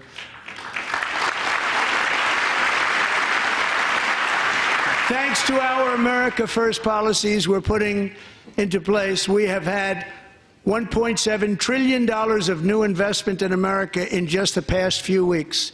The combination of the election and our economic policies that people of SoftBank, one of the most brilliant anywhere in the world, announced a $200 billion investment. OpenAI and Oracle, Larry Ellison, announced $500 billion investment, which they wouldn't have done if Kamala had won. Apple announced $500 billion investment. Tim Cook called me. He said, I cannot spend it fast enough. It's going to be much higher than that, I believe.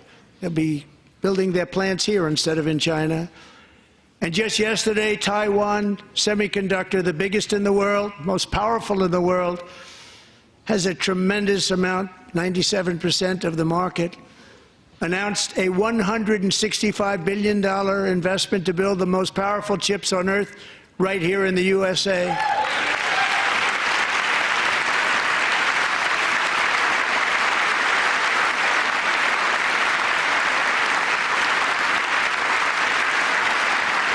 And we're not giving them any money. Your CHIPS Act is a horrible, horrible thing. We give hundreds of billions of dollars, and it doesn't mean a thing. They take our money and they don't spend it.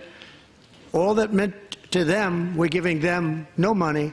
All that was important to them was they didn't want to pay the tariffs, so they came and they're building, and many other companies are coming. We don't have to give them money. We just want to protect our businesses and our people, and they will come because they won't have to pay tariffs if they build in America. So it's very amazing. You should get rid of the CHIP Act, and whatever's left over, Mr. Speaker, you should use it to reduce debt or any other reason you want to.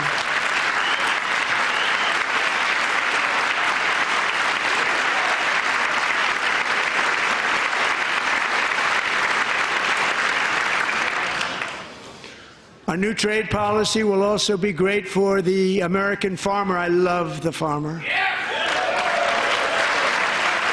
Who will now be selling into our home market, the USA, because nobody is going to be able to compete with you. because there's goods that come in from other countries and companies. They're really in a bad position in so many different ways. They're uninspected.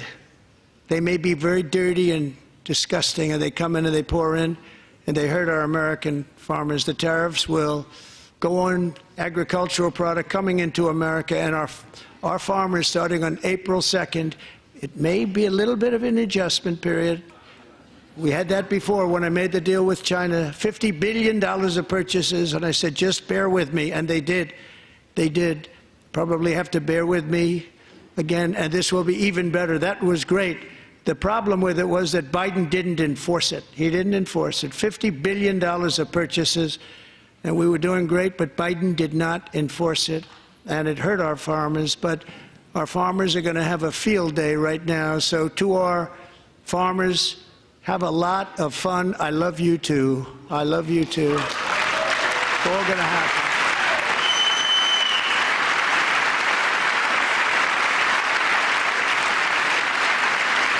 And I have also imposed a 25% tariff on foreign aluminum, copper, lumber, and steel, because if we don't have, as an example, steel and lots of other things, we don't have a military, and frankly, we just won't have a country very long. Here today is a proud American steelworker, fantastic person from Decatur, Alabama, Jeff Denard.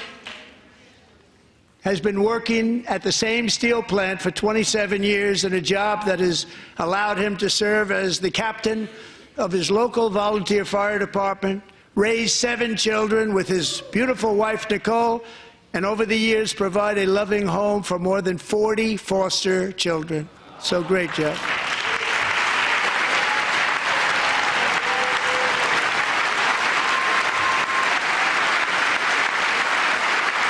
Thank you, Jeff. Thank you, Jeff.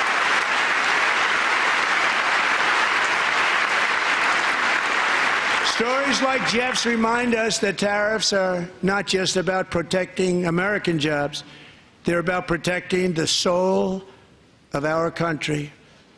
Tariffs are about making America rich again and making America great again, and it's happening, and it will happen rather quickly. There'll be a little disturbance, but we're okay with that.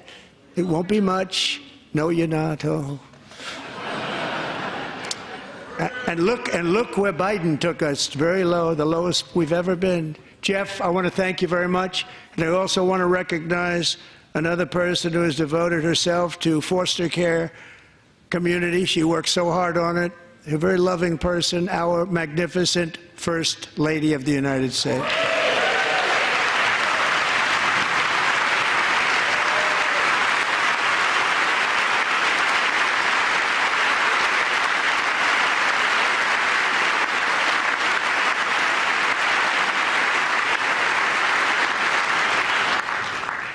Melania's work has yielded incredible results, helping prepare our nation's future leaders as they enter the workforce. Our First Lady is joined by 2 impressive young women, very impressive. Haley Ferguson, who benefited from the First Lady's Fostering the Future initiative and is poised to complete her education and become a teacher.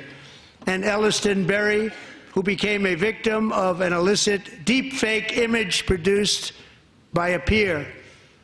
With Elliston's help, the Senate just passed the Take It Down Act, and this is so important. Thank you very much, John. John Thune, thank you. Stand up, John.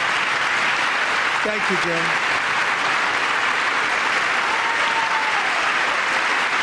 Thank you all very much.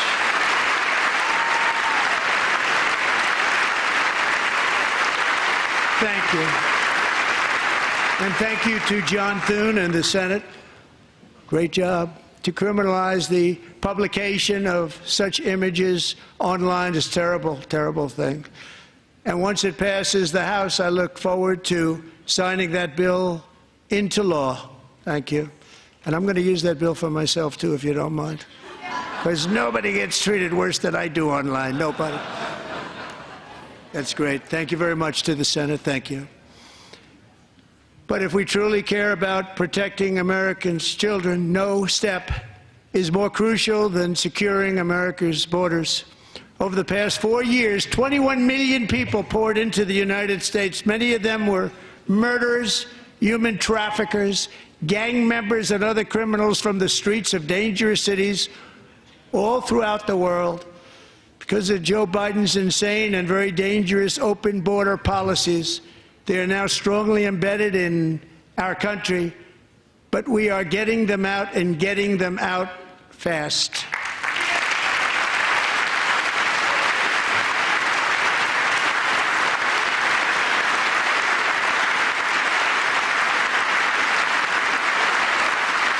And I want to thank Tom Homan and Christy. I want to thank you and Paul of Border Patrol. I want to thank you. What a job they've all done. Everybody, Border Patrol, ICE, law enforcement in general is incredible. We have to take care of our law enforcement. Have to.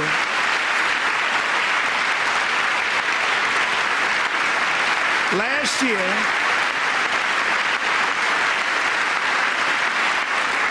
a brilliant 22-year-old nursing student named Laken Riley, the best in her class, admired by everybody, went out for a jog on the campus of the University of Georgia. That morning, Laken was viciously attacked, assaulted, beaten, brutalized, and horrifically murdered. Laken was stolen from us by a savage illegal alien gang member who was arrested while trespassing across Biden's open southern border and then set loose into the United States under the heartless policies of that failed administration. It was indeed a failed administration. He had then been arrested and released in a Democrat-run sanctuary city, a disaster, before ending the life of this beautiful young angel. With us this evening are Laken's beloved mother, Allison, and her sister, Lauren.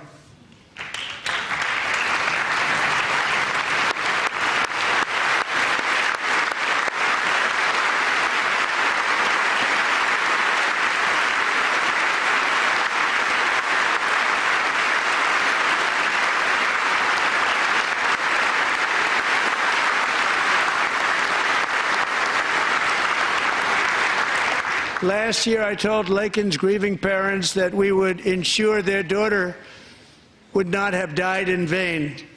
That's why the very first bill I signed into law as your 47th president mandates the detention of all dangerous criminal aliens who threaten public safety. It's a very strong, powerful act.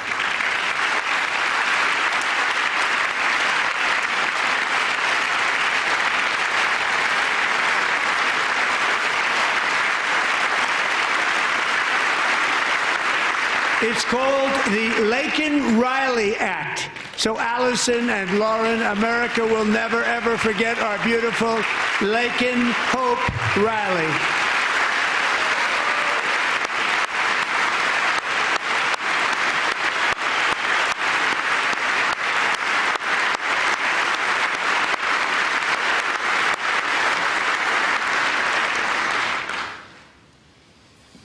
Thank you very much. Since taking office, my administration has launched the most sweeping border and immigration crackdown in American history, and we quickly achieved the lowest numbers of illegal border crossers ever recorded. Thank you.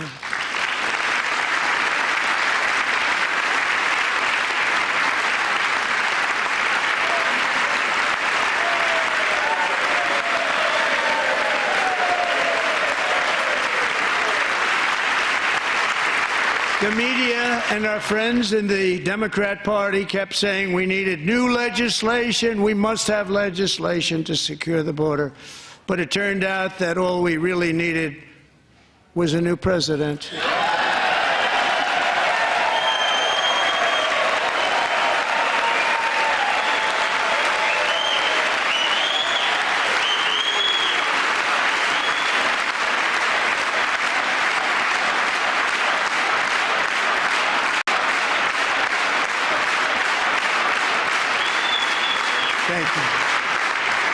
Joe Biden didn't just open our borders, he flew illegal aliens over them to overwhelm our schools, hospitals, and communities throughout the country.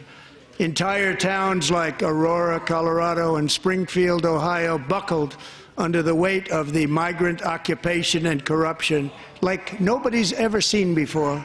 Beautiful towns destroyed. Now, just as I promised in my inaugural address, we are achieving the great liberation of America.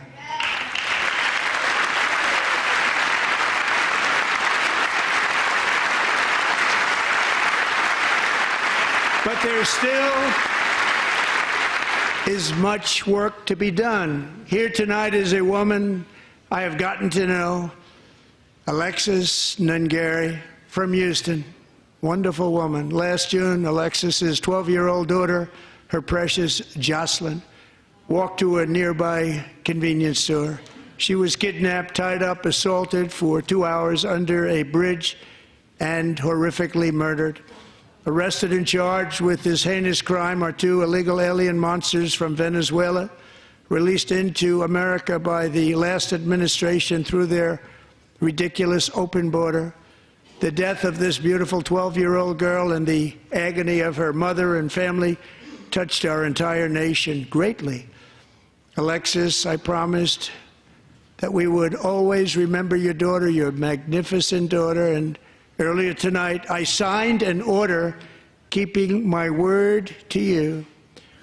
One thing I have learned about Jocelyn is that she loved animals so much. She loved nature.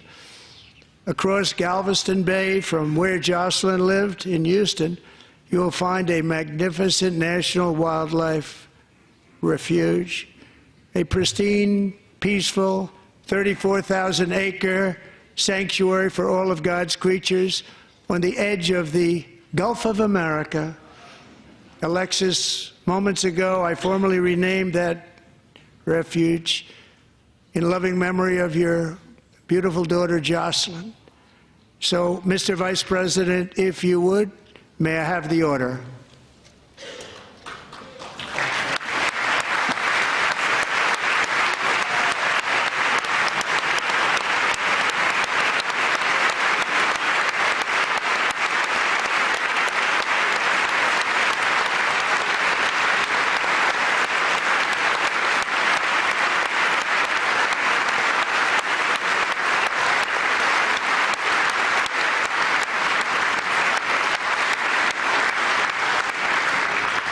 Thank you very much. All 3 savages charged with Jocelyn and Lakin's murders were members of the Venezuelan prison gang, the toughest gang, they say, in the world, known as Tren de Aragua. 2 weeks ago, I officially designated this gang, along with MS-13 and the bloodthirsty Mexican drug cartels, as foreign terrorist organizations.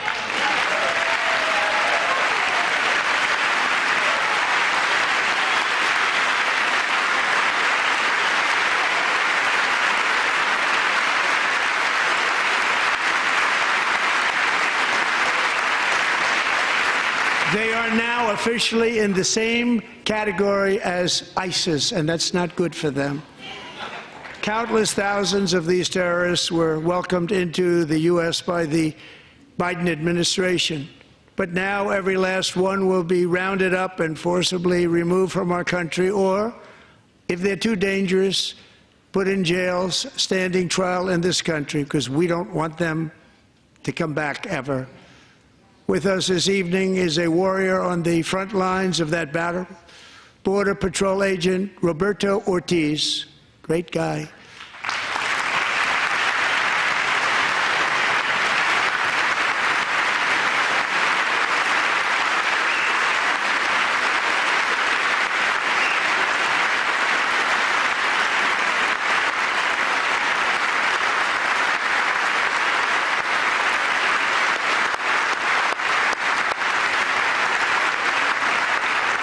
In January, Roberto and another agent were patrolling by the Rio Grande near an area known as Cartel Island. Doesn't sound too nice to me. When heavily armed gunmen started shooting at them.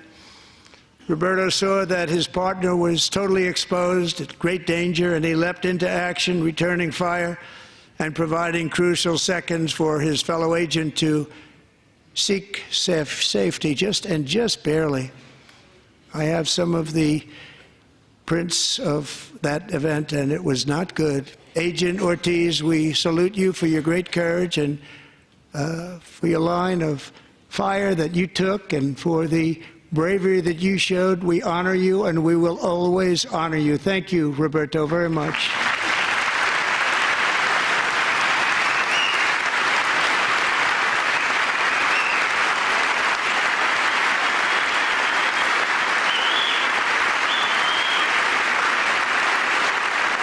Thank you, Roberto. And I actually got to know him on my many calls to the border. He's a great gentleman. The territory to the immediate south of our border is now dominated entirely by criminal cartels that murder, rape, torture, and exercise total control. They have total control over a whole nation, posing a grave threat to our national security. The cartels are waging war on America, and it's time for America to wage war on the cartels, which we are doing.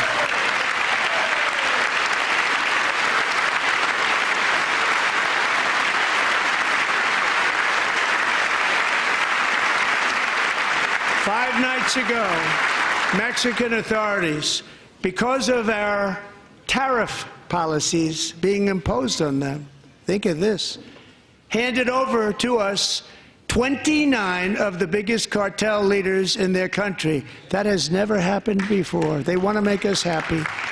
First time ever. But we need Mexico and Canada to do much more than they've done, and they have to stop the fentanyl and drugs pouring into the USA. They're going to stop it.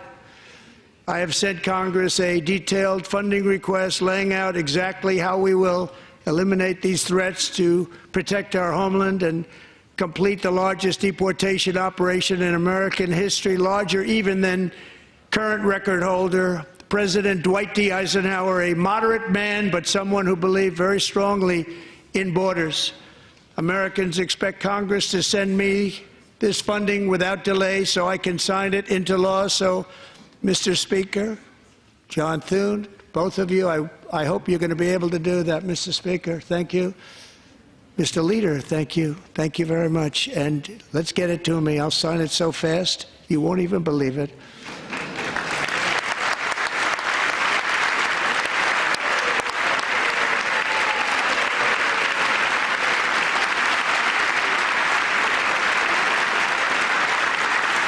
And as we reclaim our sovereignty, we must also bring back law and order to our cities and towns.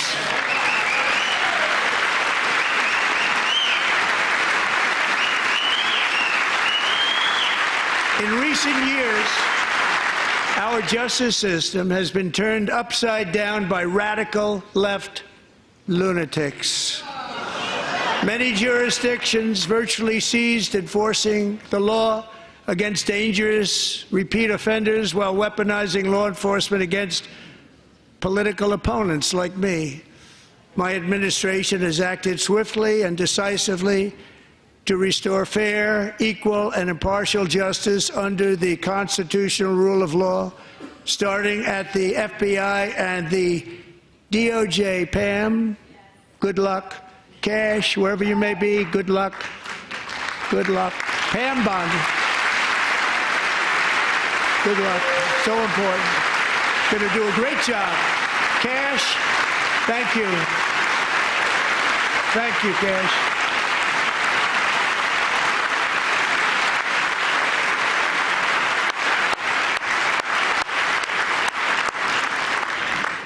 They've already started very strong. They're going to do a fantastic job. You're going to be very proud of them. We're also once again giving our police officers the support, protection, and respect they so dearly deserve. They have to get it. They have such a hard, dangerous job, but we're going to make it less dangerous. The problem is the bad guys don't respect the law, but they're starting to respect it, and they soon will respect it. This also includes our great fire departments throughout the country. Our firemen and women are unbelievable people, and we'll never forget them. And besides that, they voted for me in record numbers, so I have no choice.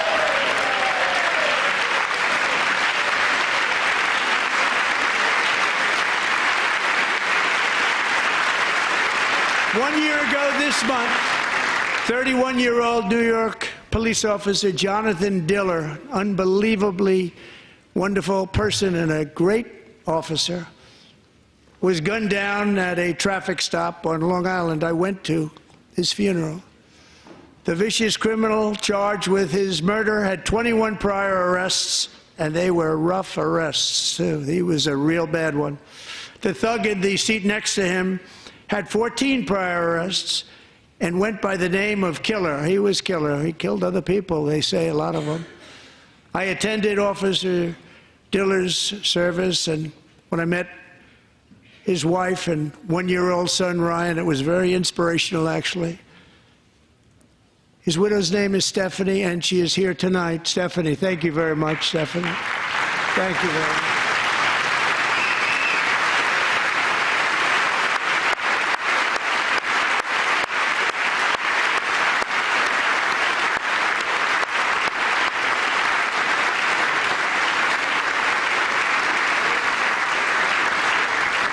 Stephanie, we're going to make sure that Ryan knows his dad was a true hero, New York's finest, and we're going to get these cold-blooded killers and repeat offenders off our streets, and we're going to do it fast. Got to stop it.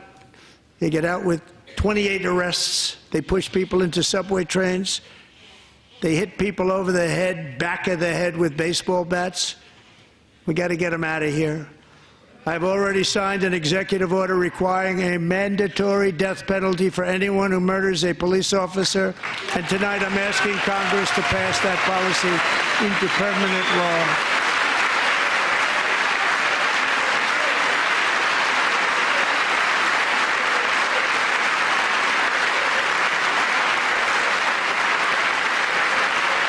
I'm also asking for a new crime bill getting tough on repeat offenders while enhancing protections for America's police officers so they can do their jobs without fear of their lives being totally destroyed. They don't want to be killed.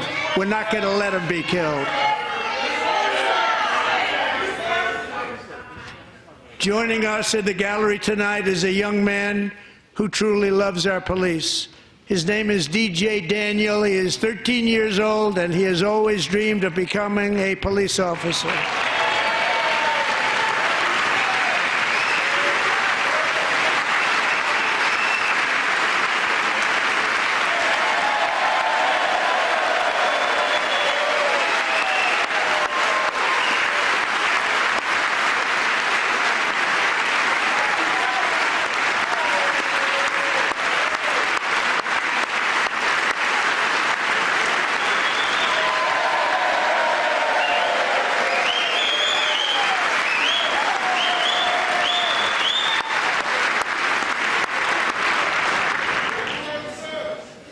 But in 2018, DJ was diagnosed with brain cancer.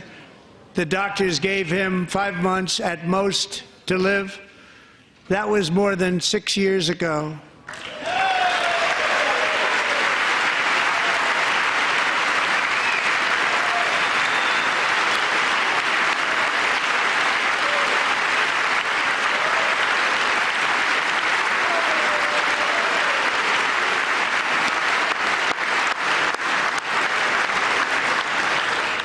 Since that time, DJ and his dad have been on a quest to make his dream come true, and DJ has been sworn in as an honorary law enforcement officer, actually a number of times. The police love him, the police departments love him. And tonight, DJ, we're going to do you the biggest honor of them all. I am asking our new Secret Service Director, Sean Curran, to officially make you an agent of the United States Secret Service.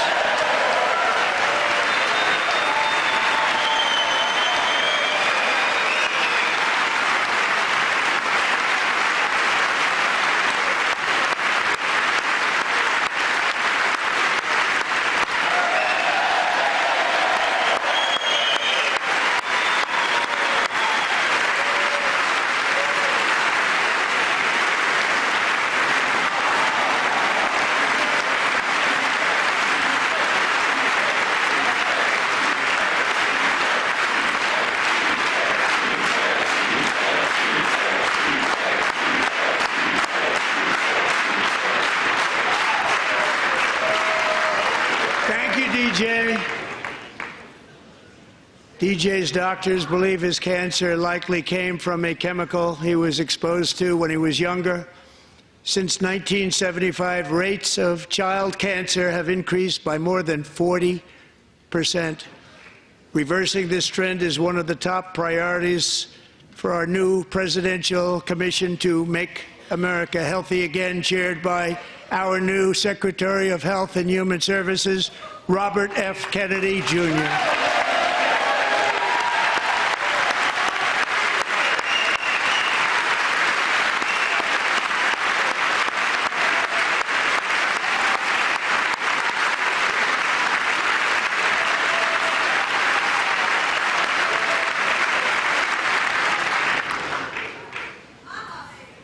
With the name Kennedy, you would have thought everybody over here would have been cheering. How quickly they forget. Our goal is to get toxins out of our environment, poisons out of our food supply, and keep our children healthy and strong. As an example, not long ago, and you can't even believe these numbers, 1 in 10,000 children had autism, 1 in 10,000.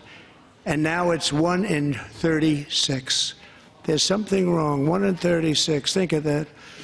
So we're going to find out what it is, and there's nobody better than Bobby and all of the people that are working with you. You have the best to figure out what is going on. Okay, Bobby? Good luck. It's a very important job. Thank you.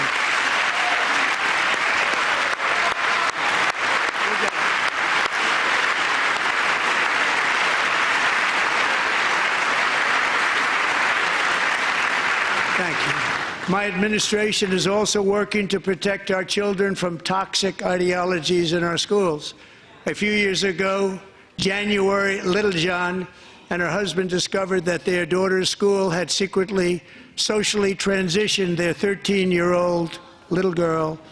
Teachers and administrators conspired to deceive January and her husband while encouraging her daughter to use a new name and pronouns.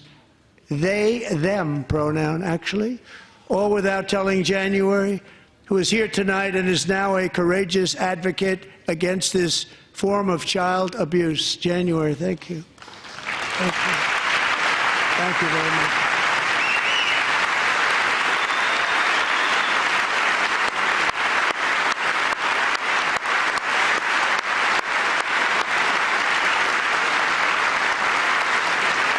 Thank you. Stories like this are why, shortly after taking office, I signed an executive order banning public schools from indoctrinating our children with transgender ideology.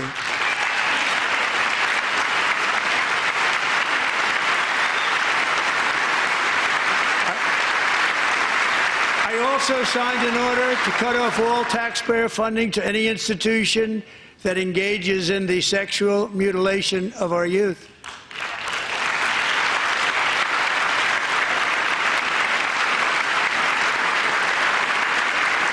And now I want Congress to pass a bill permanently banning and criminalizing sex changes on children and forever ending the lie that any child is trapped in the wrong body. This is a big lie.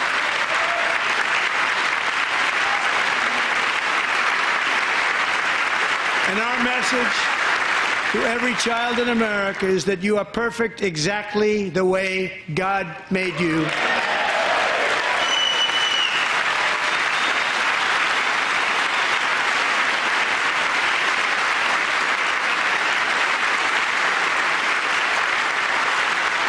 Because we're getting wokeness out of our schools and out of our military, and it's already out, and it's out of our society. We don't want it.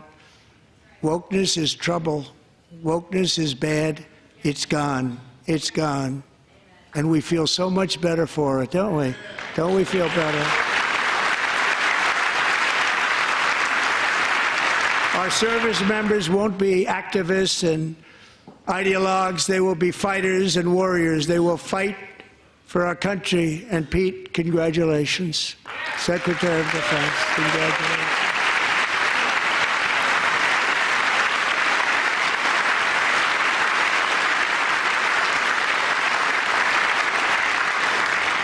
and he's not big into the woke movement, I can tell you. I know him well. I am pleased to report that in January, the U.S. Army had its single best recruiting month in 15 years, and that all armed services are having among the best recruiting results ever in the history of our services. What a difference.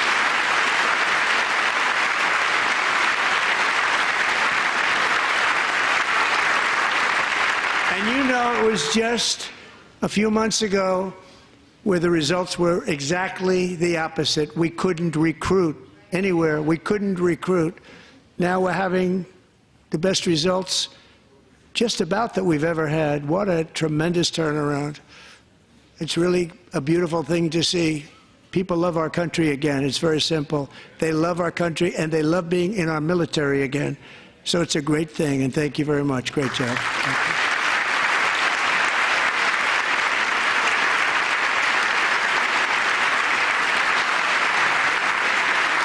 We're joined tonight by a young man, Jason Hartley, who knows the weight of that call of duty. Jason's father, grandfather, and great-grandfather all wore the uniform. Jason tragically lost his dad, who was also a Los Angeles County Sheriff's deputy when he was just a boy, and now he wants to carry on the family legacy of service. Jason is a senior in high school, a 6-letter varsity athlete, a really good athlete, they say, a brilliant student with a 4.46, that's good, GPA. And his greatest dream is to attend the U.S. Military Academy at West Point.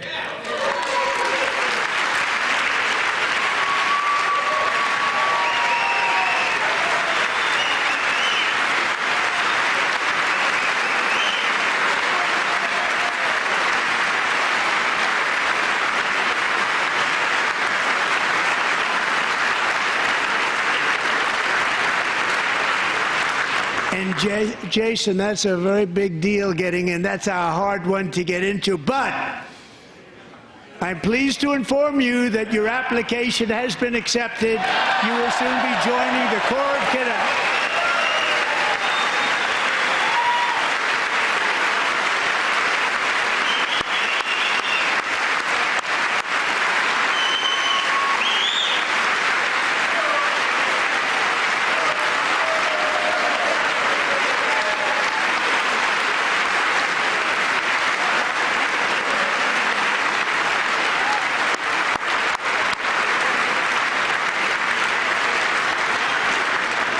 Thank you. Jason, you're going to be on the long gray line, Jason. As Commander-in-Chief, my focus is on building the most powerful military of the future.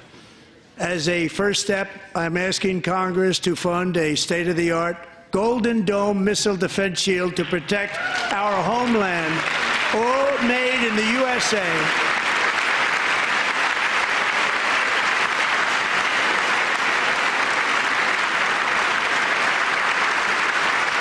Ronald Reagan wanted to do it long ago, but the technology just wasn't there, not even close. But now we have the technology. It's incredible, actually. And other places, they have it. Israel has it. Other places have it. And the United States should have it too, right, Tim, right? They should have it too. So I want to thank you. But it's a very, very important. This is a very dangerous world. We should have it. We want to be protected, and we're going to protect our citizens like never before.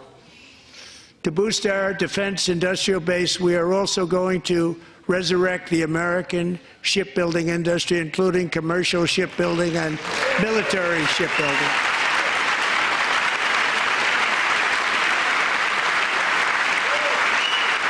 And for that purpose, I am announcing tonight that we will create a new Office of Shipbuilding in the White House and offer special tax incentives to bring this industry home to America where it belongs. We used to make so many ships. We don't make them anymore very much, but we're going to make them very fast, very soon. It will have a huge impact. To further enhance our national security, my administration will be reclaiming the Panama Canal, and we've already started doing it.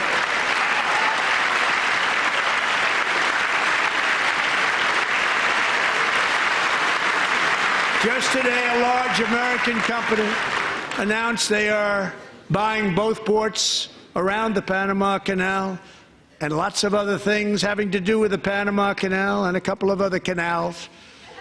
The Panama Canal was built by Americans for Americans, not for others, but others could use it. But it was built at tremendous cost of American blood and treasure. 38,000 workers died building the Panama Canal. They died of malaria, they died of snake bites and mosquitoes. Not a nice place to work. They paid them very highly to go there, knowing there was a 25% chance that they would die. The most expensive project also that was ever built in our country's history, if you bring it up to modern day costs. It was given away by the Carter administration for $1. But that agreement has been violated very severely. We didn't give it to China. We gave it to Panama, and we're taking it back.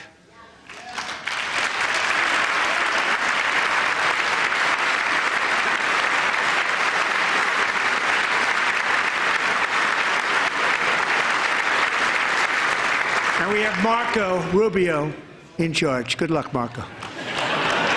Now, we know who to blame if anything goes wrong. Marco's been amazing, and he's going to do a great job. Think of it, he got 100 votes. You know, he was approved with actually 99, but the 100th was this gentleman, and I feel very certain. So let's assume he got 100 votes, and I'm either very, very happy about that or I'm very concerned about it. But he's already proven. I mean, he's a great gentleman. He's respected by everybody, and we appreciate you voting for Marco. He's going to do a fantastic job. Thank you. Thank you. He's doing a great job. Great job. And I also have a message tonight for the incredible people of Greenland. We strongly support your right to determine your own future. And if you choose, we welcome you into the United States of America. We need Greenland for national security and even international security, and we're working with everybody involved to try and get it. But we need it really for international world security, and I think we're going to get it. One way or the other, we're going to get it. We will keep you safe. We will make you rich, and together we will take Greenland to heights like you have never thought possible before. It's a very small population, but very, very large piece of land and very, very important for military security. America is once again standing strong against the forces of radical Islamic terrorism. 3.5 years ago, ISIS terrorists killed 13 American service members and countless others in the Abbey Gate bombing during the disastrous and incompetent withdrawal from Afghanistan. Not that they were withdrawing, it was the way they withdrew. Perhaps the most embarrassing moment in the history of our country.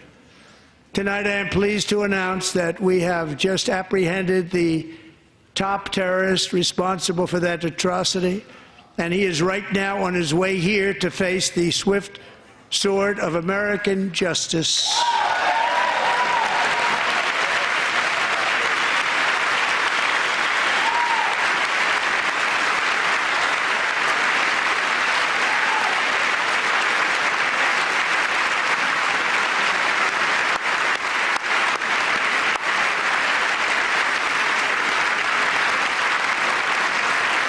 And I want to thank especially the government of Pakistan for helping arrest this monster.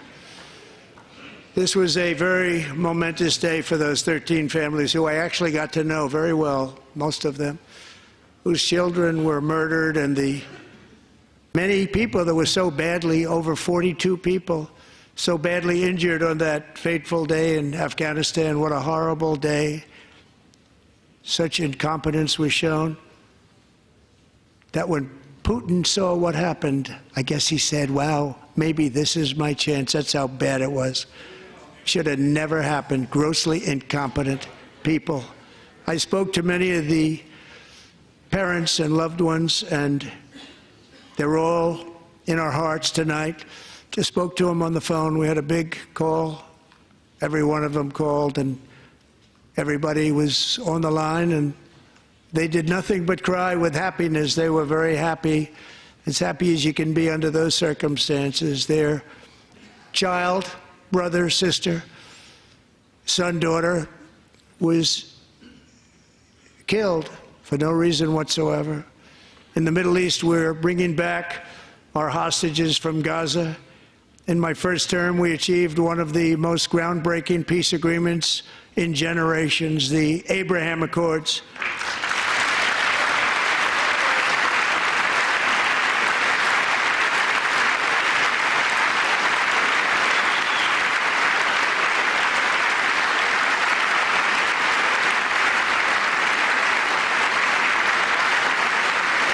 And now we're going to build on that foundation to create a more peaceful and prosperous future for the entire region. A lot of things are happening in the Middle East. People have been talking about that so much lately with everything going on with Ukraine and Russia. But a lot of things are happening in the Middle East. It's a rough neighborhood, actually. I'm also working tirelessly to end the savage conflict in Ukraine. Millions of Ukrainians and Russians have been needlessly killed or wounded in this horrific and brutal conflict with no end in sight. The United States has sent hundreds of billions of dollars to support Ukraine's defense with no security, with no anything.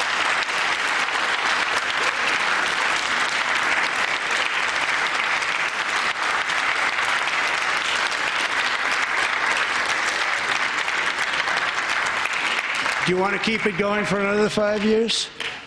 Yeah, you would say Pocahontas says yes.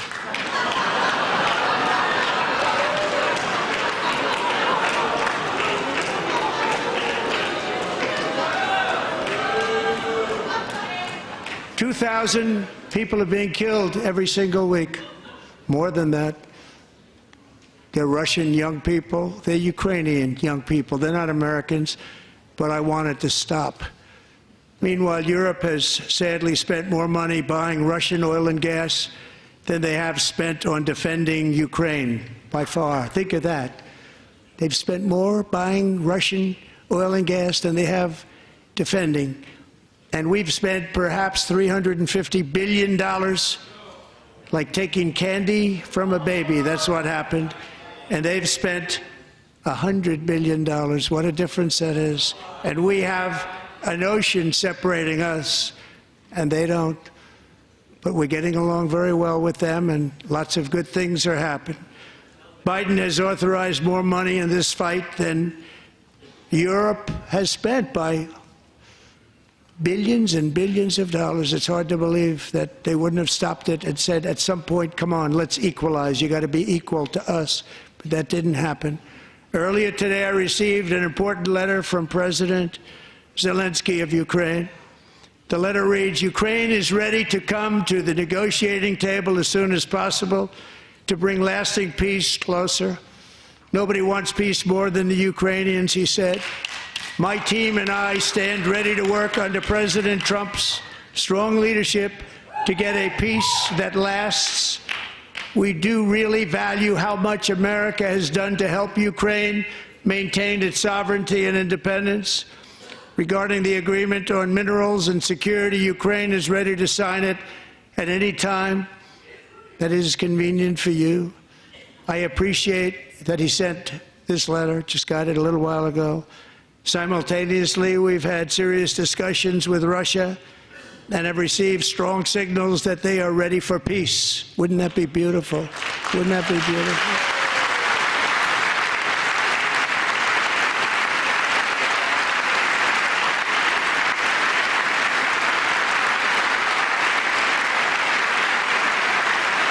Wouldn't that be beautiful?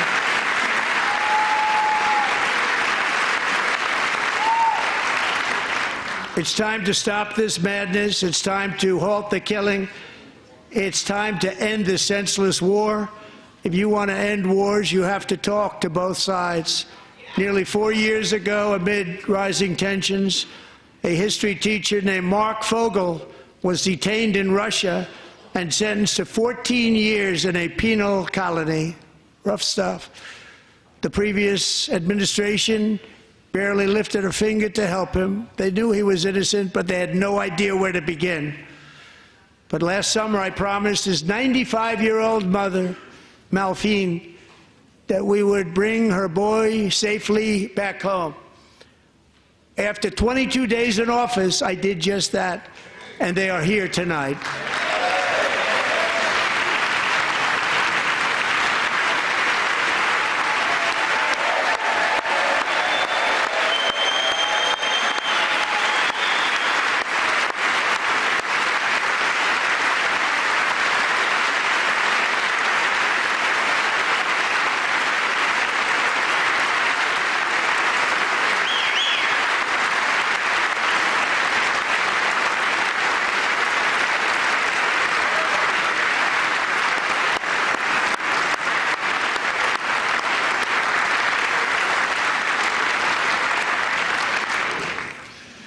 To Mark and his great mom, we are delighted to have you safe and sound and with us. As fate would have it, Mark Fogel was born in a small rural town in Butler, Pennsylvania. Have you heard of it? Where his mother has lived for the past 78 years. I just happened to go there last July 13th for a rally. That was not pleasant. And that is where I met his beautiful mom right before I walked onto that stage. And I told her I would not forget what she said about her son. And I never did I? Never forgot. Less than 10 minutes later, at that same rally, gunfire rang out, and a sick and deranged assassin unloaded 8 bullets from his sniper's perch into a crowd of many thousands of people. My life was saved by a fraction of an inch, but some were not so lucky. Corey Comparator was a firefighter, a veteran, a Christian, a husband, a devoted father, and above all, a protector. When the sound of gunshots pierced the air, it was a horrible sound. Corey knew instantly what it was and what to do. He threw himself on top of his wife and daughters and shielded them from the bullets with his own body. Corey was hit really hard. You know the story from there. He sacrificed his life to save theirs. 2 others, very fine people, were also seriously hit. But thankfully, with the help of 2 great country doctors, we thought they were gone and they were saved. So those doctors had great talent. We're joined by Corey's wife, Helen, who was his high school sweetheart, and their 2 beloved daughters, Allison and Kaylee. Thank you.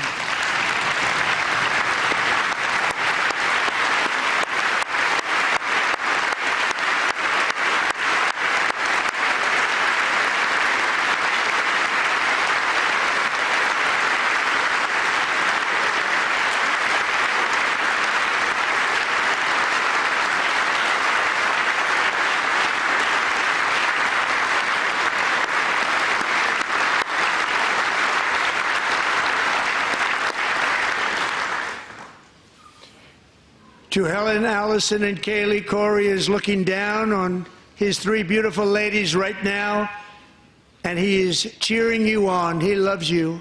He is cheering you on. Corey was taken from us much too soon, but his destiny was to leave us all with a shining example of the selfless devotion of a true American patriot. It was love like Corey's that built our country, and it's love like Corey's that is going to make our country more majestic than ever before. I believe that my life was saved that day in Butler for a very good reason. I was saved by God to make America great again. I believe that. Thank you.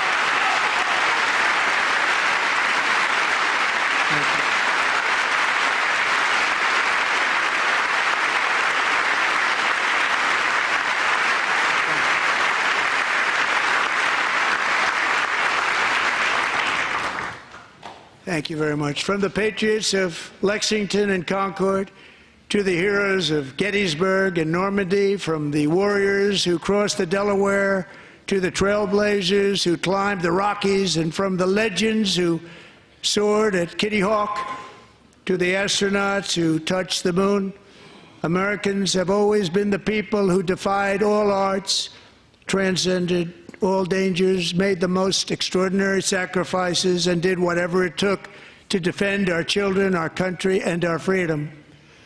And as we have seen in this chamber tonight, that same strength, faith, love, and spirit is still alive and thriving in the hearts of the American people. Despite the best efforts of those who would try to censor us, silence us, break us, destroy us, Americans are today a proud, free, sovereign, and independent nation that will always be free, and we will fight for it till death. We will never let anything happen to our beloved country, because we are a country of doers, dreamers, fighters, and survivors.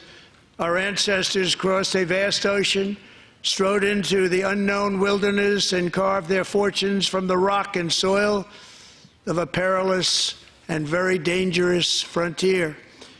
They chased our destiny across a boundless continent.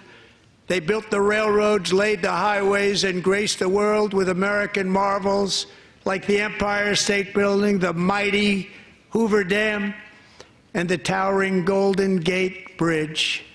They lit the world with electricity, broke free of the force of gravity, fired up the engines of American industry, vanquished the communists, fascists, and Marxists all over the world, and gave us countless modern wonders sculptured out of iron, glass, and steel.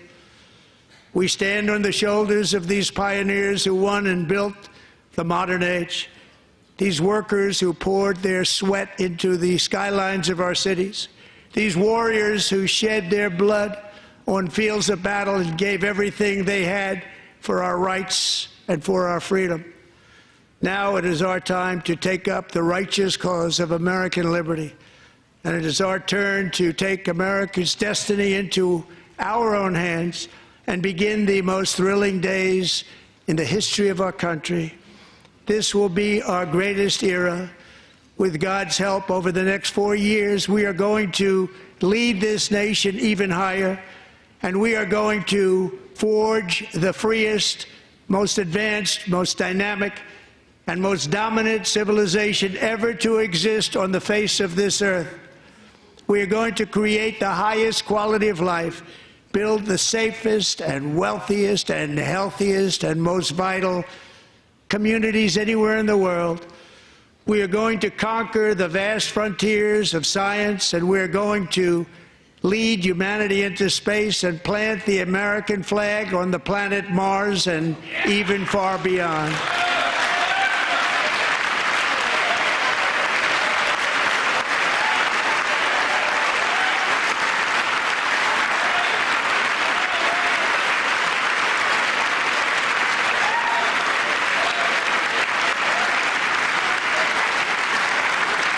Through it all, we are going to rediscover the unstoppable power of the American spirit. And we are going to renew unlimited promise of the American dream. Every single day we will stand up and we will fight, fight, fight for the country our citizens believe in and for the country our people deserve.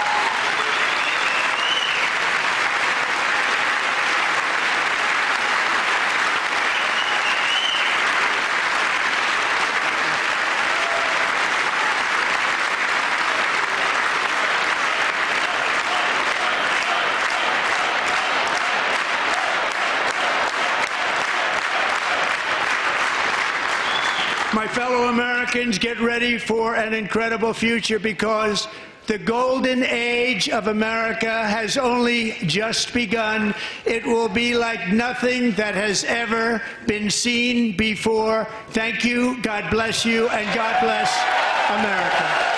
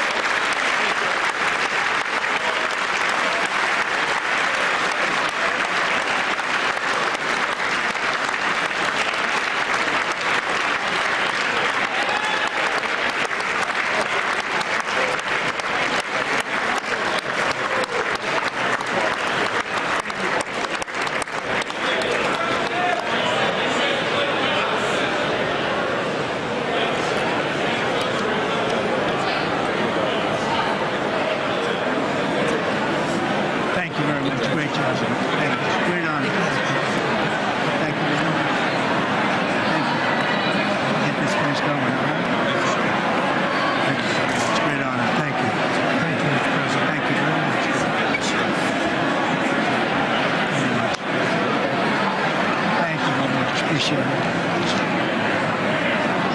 Thank you. I see you teaching young people from all over America. Well, I'm trying to. Great guy. Thank you. Best to your family. Thank you. Thank you very much. Appreciate it. Howard. Thank you again. Thank you again. Won't forget. So good. Yeah, it's good. So good, sir. Thank you. Terrific, Mr. Really good. It's really outstanding. Thanks. Thank you. Yes, sir. Thank you. Good job, Mr. President. Thanks. Thank you. Not just great. Mr. President, one of your best speeches. Thanks again, Mr. President. Thank you, Mr. President. Thanks for the phone call last night, too. You know that. Thank you.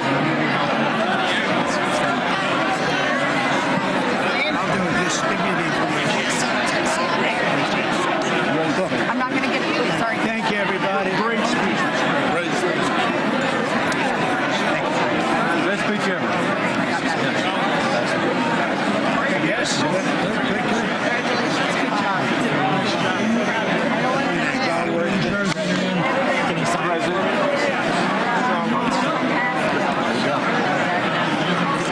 President Roger Williams, thanks for the call. I love Roger Williams. Thank you. You don't have to introduce yourself. I know you better than you do, Roger. Thank you so much. It's my great baseball. America. Good job. Great job you're doing. America is back. Thank you so much. Welcome you back to Pennsylvania anytime, sir. They stood for. Thank you all. They stood for another country, not our country. That was phenomenal. It's hard to believe, isn't it?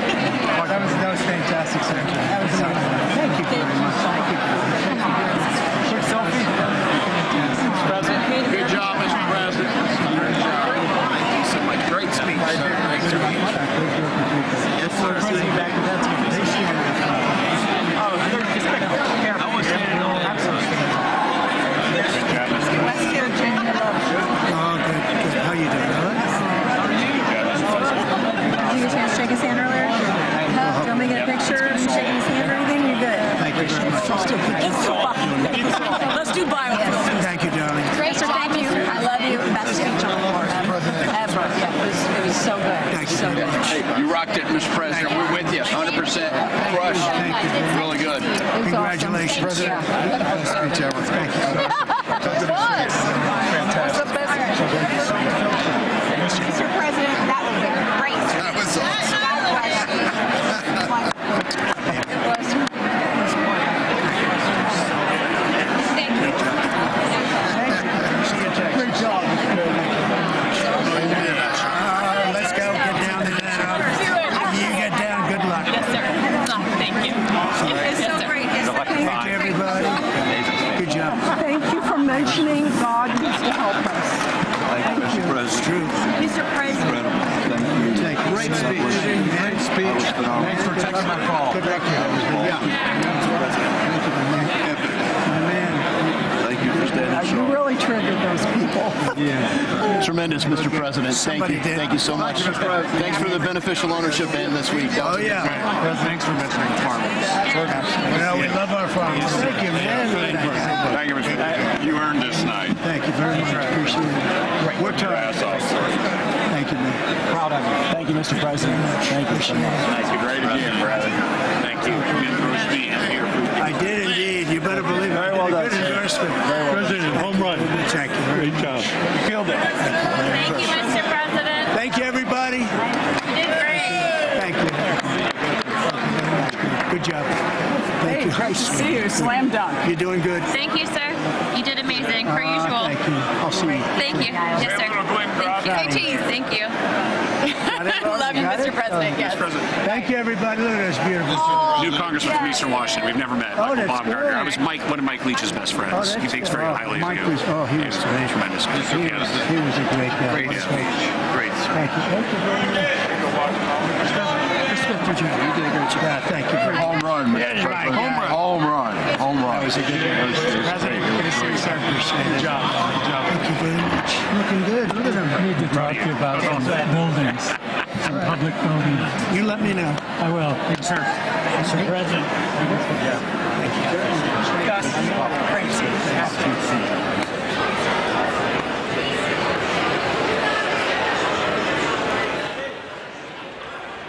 A lot of handshaking there. You've been watching the first address by President Trump to a joint session of Congress during his second term in office here on King 5 Plus.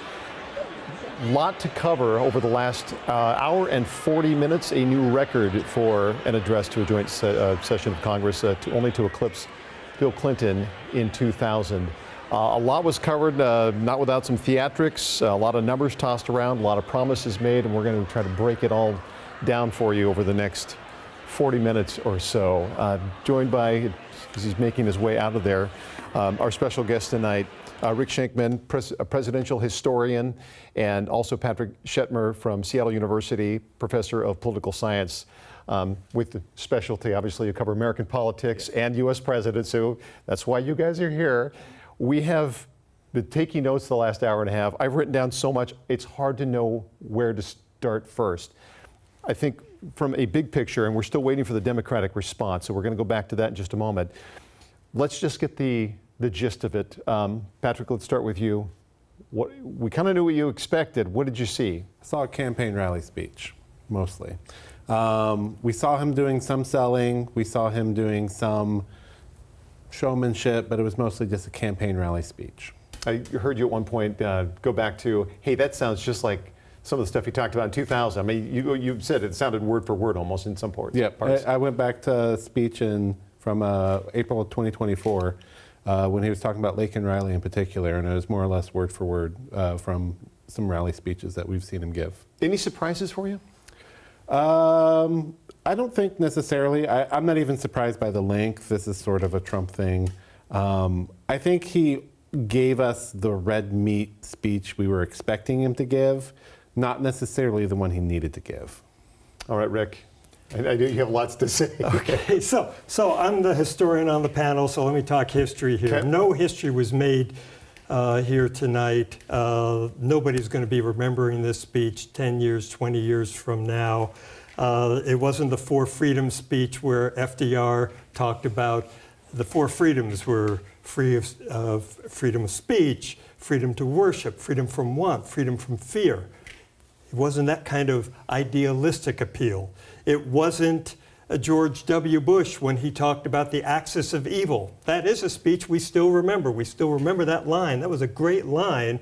Got us into a horrible war, but it was a great line. His speech writers really knew what they were doing.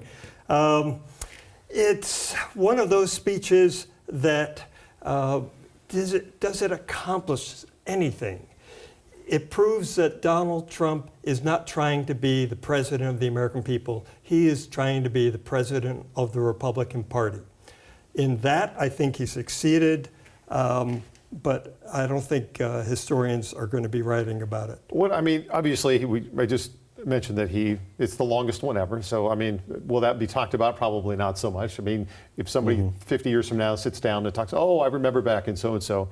Other than that, what is going to be remembered? I mean, Representative Green being thrown out at the beginning? Chaos. Right, at the beginning. The chaos. Donald Trump brings chaos wherever he goes, and because he's so divisive. And tonight, he was just as divisive as he is at his rallies, talking about Senator Elizabeth Warren, mocking her as Pocahontas, declaring that Joe Biden was the worst president in American history. This is all a part of the show, the Trump show. Presidents aren't supposed to talk like this. He does, and his base, they eat it up. They love it. And Patrick, I mean, we talked about this. He may not be the best at math. And there were a lot of numbers thrown around. We're not going to break it down right now. Right. And I'm sure people are the experts are doing all the fact checking on some of the stuff that was stated. But I think if you were a viewer and you were watching that, he seemed to make some very good points. And like, wow, those numbers are shocking. But given some of the things that his office has done, and I mean, and we talked about this a little bit, the New York Times just came out doing a little fact checking of some of the errors that Doge had, and Doge just had made some corrections this week in their accounting of all the numbers that he'd gone, spent 3 minutes going through a list of things. It was $22 billion for this, $45 million we saved on DEI, we spent on DEI, and he went down that list line item. But how do we know that those numbers are accurate given some of the adjustments that just happened and based on what he said in the past? We don't know that it's accurate. but in the end, it doesn't really matter.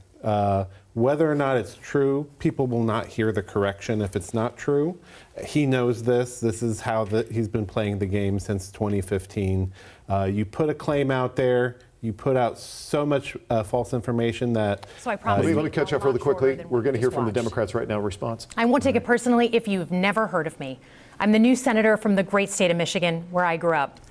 I've been in public service my entire life because I happened to be in New York City on 9/11 when the Twin Towers came down. Before the smoke cleared, I knew I wanted to make a life in national security. I was recruited by the CIA and did 3 tours in Iraq alongside the military.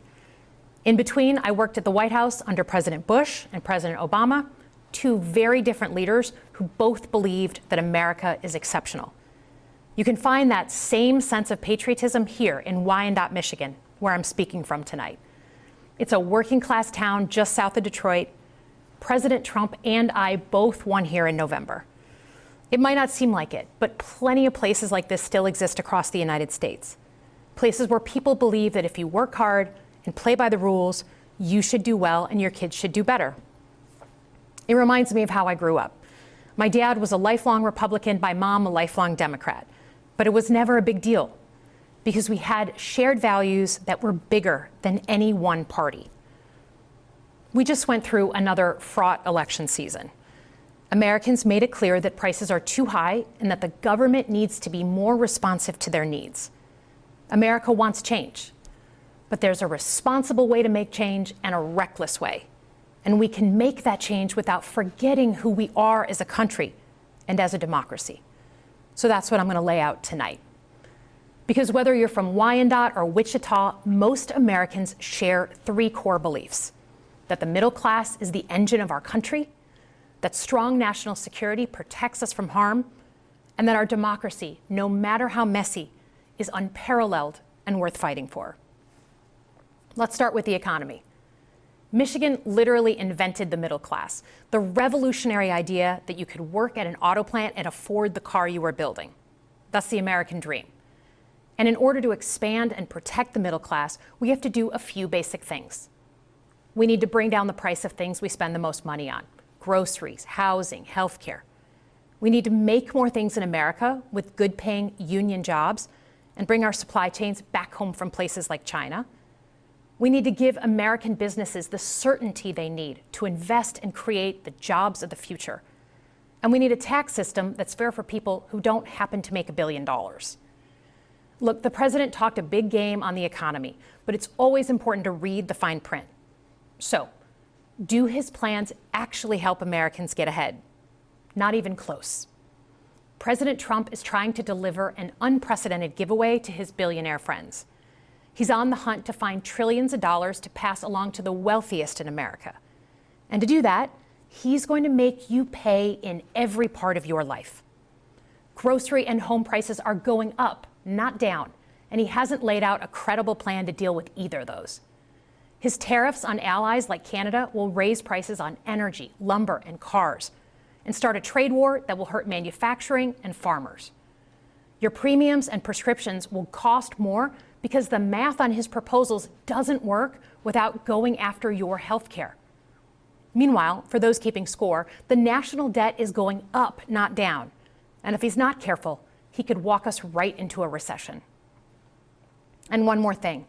In order to pay for his plan, he could very well come after your retirement, the Social Security, Medicare, and VA benefits you worked your whole life to earn. The president claims he won't, but Elon Musk just called Social Security the biggest Ponzi scheme of all time. While we're on the subject of Elon Musk, is there anyone in America who is comfortable with him and his gang of 20-year-olds using their own computer servers to poke through your tax returns, your health information, and your bank accounts? No oversight, no protections against cyber attack, no guardrails on what they do with your private data. We need a more efficient government. You want to cut waste? I'll help you do it. But change doesn't need to be chaotic or make us less safe.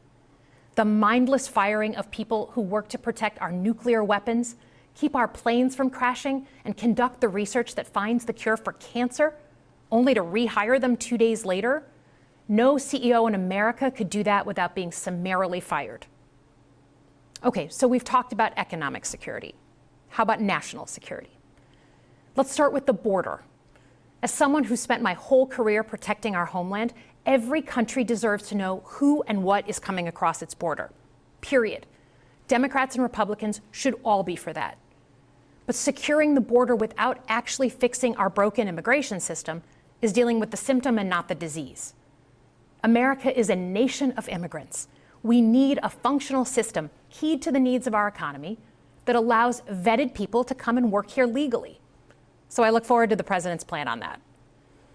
Because here's the thing, today's world is deeply interconnected.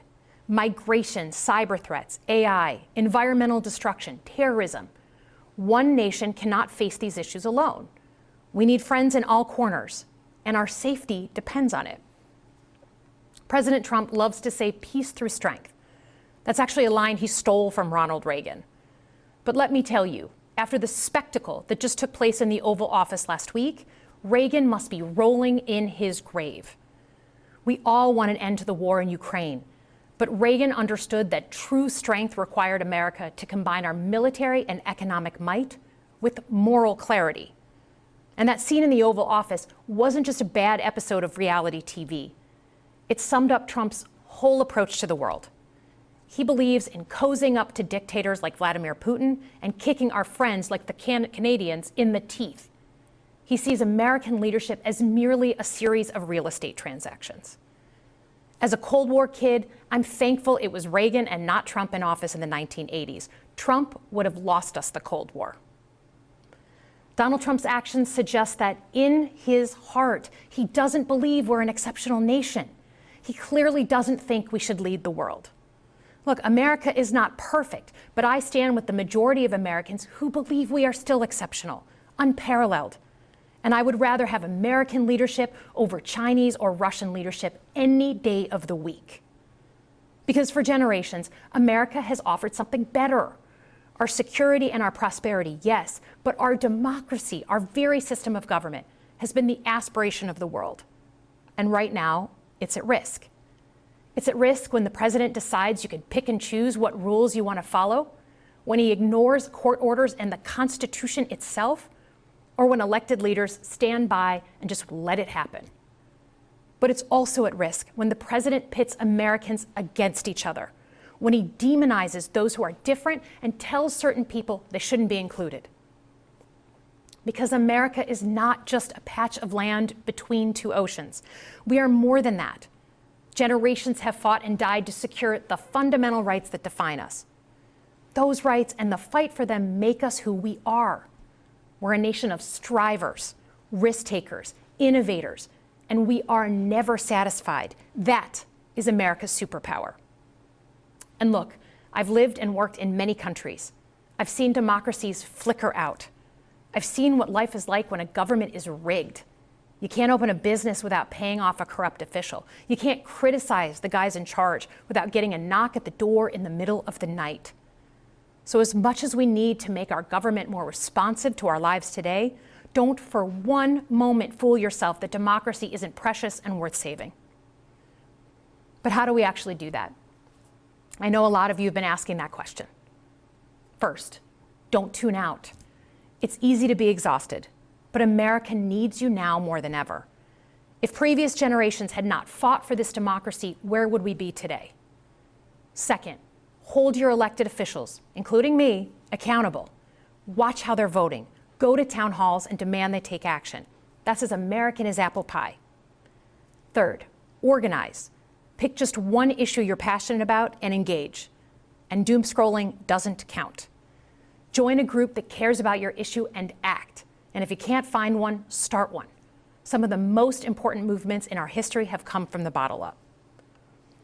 In closing, we all know that our country is going through something right now. We're not sure what the next day is going to hold, let alone the next decade. But this isn't the first time we've experienced significant and tumultuous change as a country. I'm a student of history, and we've gone through periods of political instability before. And ultimately, we've chosen to keep changing this country for the better. But every single time, we've only gotten through those moments because of two things: engaged citizens and principled leaders. engaged citizens who do a little bit more than they're used to doing to fight for the things that they care about, and principled leaders who are ready to receive the ball and do something about it.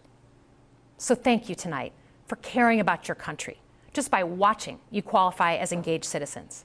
And I promise that I and my fellow Democrats will do everything in our power to be the principled leaders that you deserve. Good night, everyone. That is Senator Alyssa Slotkin from Michigan delivering the Democratic response to President Trump's address. And we've got a lot to talk about back with our guest tonight. And you guys talk politics for a living, and whether it's at a break or whether it's during somebody else, there's so much to cover tonight. Let's grade that response, the Democratic response. Rick, I'll let you start. Okay, so she's no FDR, she's no Ronald Reagan. I think she was giving a speech that deserved an audience.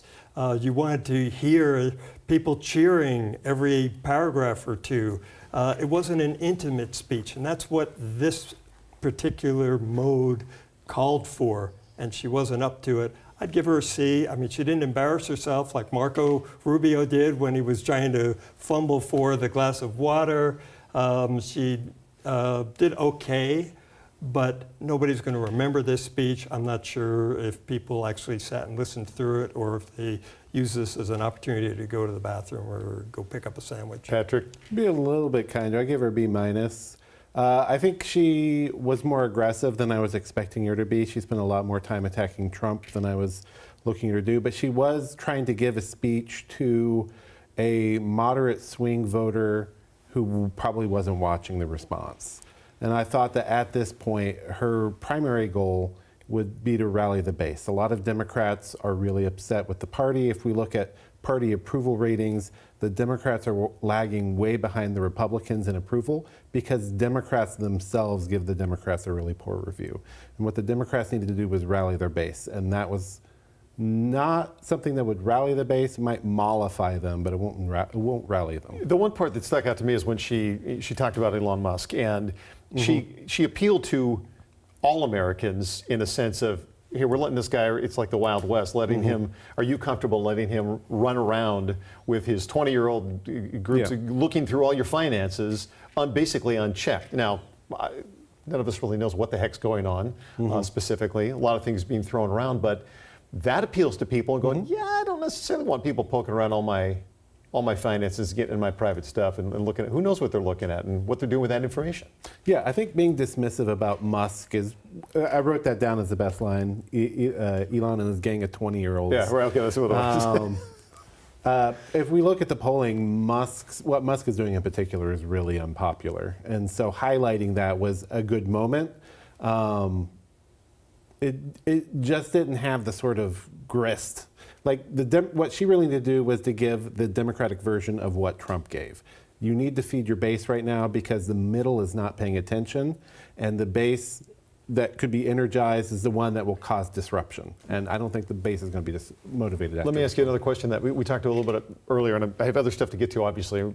But do you think some of President Trump's base might have a little buyer's remorse because of Elon Musk and the massive cuts that we have seen to all these federal agencies, and they've put, Republican and Democrat, out of work, and with more of those to come that we've been promised? Trump's base, no, I don't think they have any regrets. Trump voters, yeah, I think there are some of those that have regrets. Rick, same?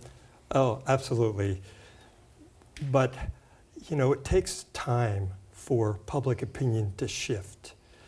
Because our politics represent who we are and what values we cherish, when some issue comes along that makes you feel regret over a vote, cognitive dissonance comes into play, and basically you'll figure out a way as a human being. This is true of all of us, Republicans or Democrats. We're going to figure out a way to rationalize what it is that we did because we think that we are good people, and we think that we made a sincere effort to understand the world and cast a knowledgeable, informed vote. So public opinion will not shift quickly. And the example I like to give is with Watergate. Watergate occurred in June of '72. It wasn't until 11 months later that Nixon fell below 50%, in other words, below majority support. And this was after the Washington Post had done expose after expose after expose showing the criminal corruption. But until it hits you at home. Okay, so I've got a chapter in my last book, Political Animals, which talks about when it happens to you. In other words, you lose your job, that breaks through the cognitive dissonance, and reality smacks you in the face, and you can't make your rent. Now you start to reassess your commitments.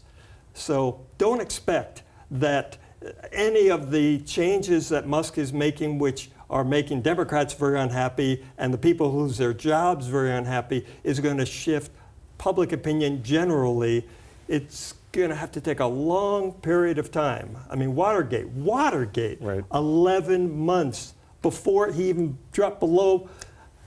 I'm sure there will be many polls that take the temperature of Americans over the next months or year and a half. There's so much that was covered tonight, and we just want to have a conversation about this. I think initially I talked, we kind of got two from a 30,000-foot view. You've got the image to the world, and that was, hey, America's first, pulling out of, I wrote a list down of everything. I've got so many numbers here and notes that I don't know where I put it, but he pulled it out of several organizations. So it's like, hey, we're going to do us first, and whether that's through, you're talking about Russia or Ukraine or get into Panama or Greenland or anything like that. On the other side of it, you've got the message to Americans and all the stuff that was put out there. Where do you guys want to start? I don't want to necessarily drive this. What was most exciting for you? I mean, you guys are both taking a lot of notes. Where do you want to start with immigration? Do you want to start with the tariffs? Do you want to start with job cuts? Overall message? I think he spent the most time on immigration. He did. So we should probably start looking at immigration. Let's go there. What caught you off? What triggered you there? Well, I think when we look at the immigration, the fact that he does this in his campaigns all the time. He did it here again. He focused a lot on the cartels and criminal immigrants.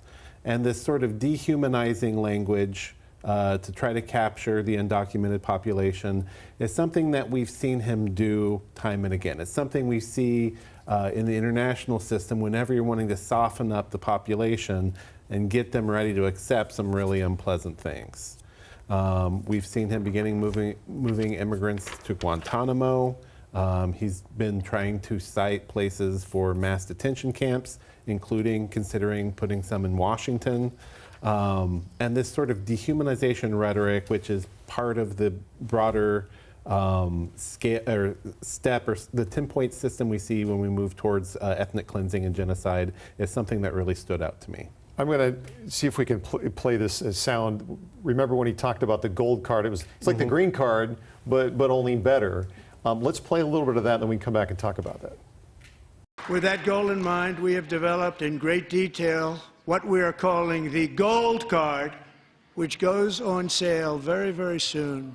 For $5 million, we will allow the most successful job-creating people from all over the world to buy a path to U.S. citizenship. It's like the green card, but better and more sophisticated.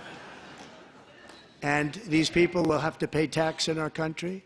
They won't have to pay tax from where they came. The money that they've made, you wouldn't want to do that, but they have to pay tax, create jobs. They'll also be taking people out of colleges and paying for them so that we can keep them in our country instead of having them being forced out.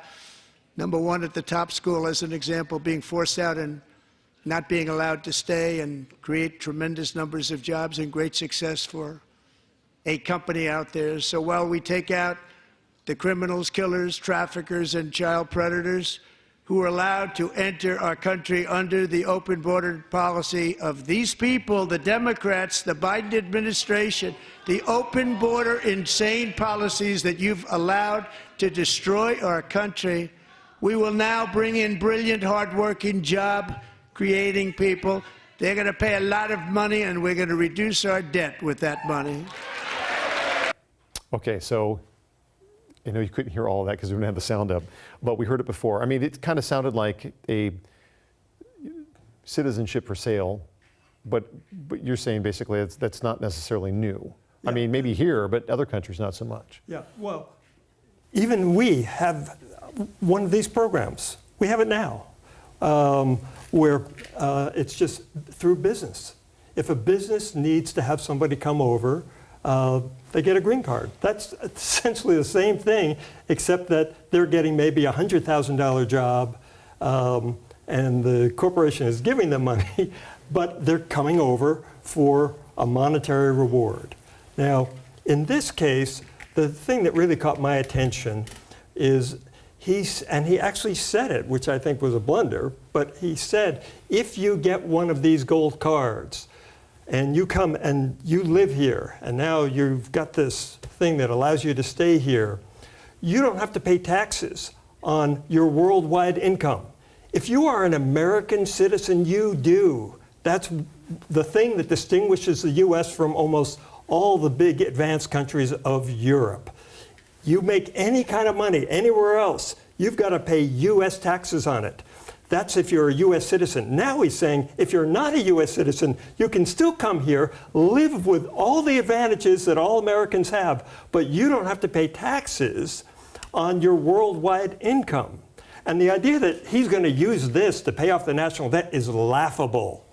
It's laughable. We're talking trillions of dollars. He's not going to get trillions of dollars out of this program. All right, Patrick, you brought up the national debt. He talked about balancing the budget. How the heck is he going to do that? Well, he's talking about balancing the budget, cutting programs, but also cutting revenues. And there's no real way to do it the way he's doing it. This has been a problem since Reagan, really. People like programs, they don't like paying for them. And that's the same sort of classic trap that we see here. Although Trump is showing some willingness to cut programs that people like being able to camp at national parks, for example, by cutting staff.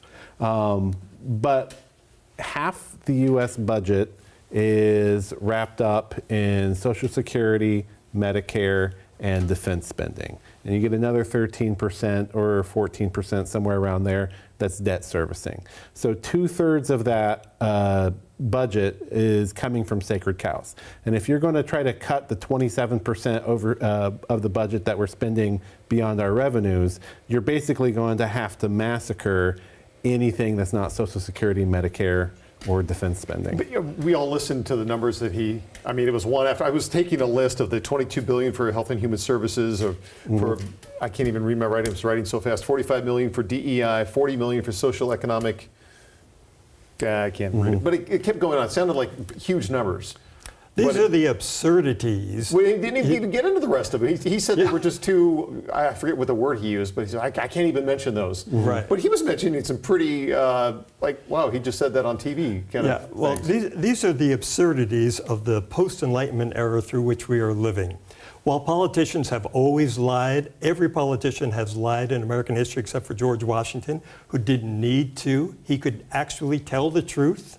Every other politician afterwards, if you wanted to gain power and keep power, you had to fudge, you had to hem and haw a little bit about the truth. But Donald Trump has just taken that and blown it into the Hindenburg of lying. And it's as if we don't care anymore about objective truth.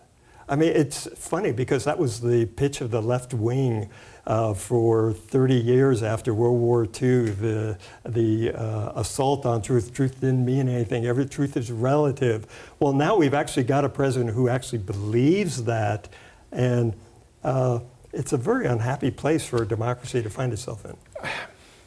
I mean, he got into talking about Social Security numbers, and I don't know the whole backstory to that, but obviously they sounded ridiculous. You know, people who are over 250 years old gathering, still getting Social Security. But I mean, the one number I wrote down in all of those were there 130,000 people, or over the age of 160 years old in this country, apparently collecting Social Security. Now, I'm sure there's more to it than that. I don't know what it is. But if I'm at home and I'm listening to that, along with everything else and all those cuts he's making, maybe I'm not a progressive. Maybe I'm just kind of a middle ground person thinking, yeah, I don't necessarily like him, but I like the sound of this. He is counting on people not knowing the facts and not going to tune in tomorrow to see the fact checkers busy at their clipboards saying why this, and this are wrong. A majority of the American people don't know we have 3 branches of government. They can't name the 3 branches of government. So you expect them to be able to take something complicated like Social Security, which is actually a very complicated system that evolved over a century, and understand the nuances? No, they're going to have the wool pulled over their eyes by the president. That's the problem. Well, I would say, again, this is more for the base. He's repeating claims that we see online in conservative media spheres. The median voter isn't going to hear this because the median voter isn't cued in right now. In political science, we say they're rationally ignorant. All they need to be able to do is pick D or R. They're not going to make that decision for a while. They're getting ready for March Madness instead. What does that tell you about the state of politics? It's just so divisive that people just don't want to tune in anymore because that's the way it's always been, as far as we can tell. Going back to the research coming out of the 1940s, most of what drives political behavior are the people around you, the people you take your cues from, and your feeling of how things are going at the time. It's all about vibes. Let's talk about how this entire thing got set up tonight. Talk about presidential history. We've seen a lot of things during a joint address to Congress, and this with Representative Green being tossed out was something a little different. Let's hear that. Ever recorded a 41-point jump.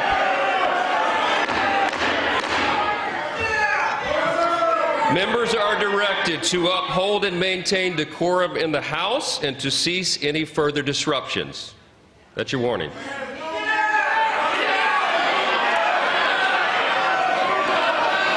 Members are engaging in willful and continuing breach of decorum, and the chair is prepared to direct the Sergeant-at-Arms to restore order to the joint session.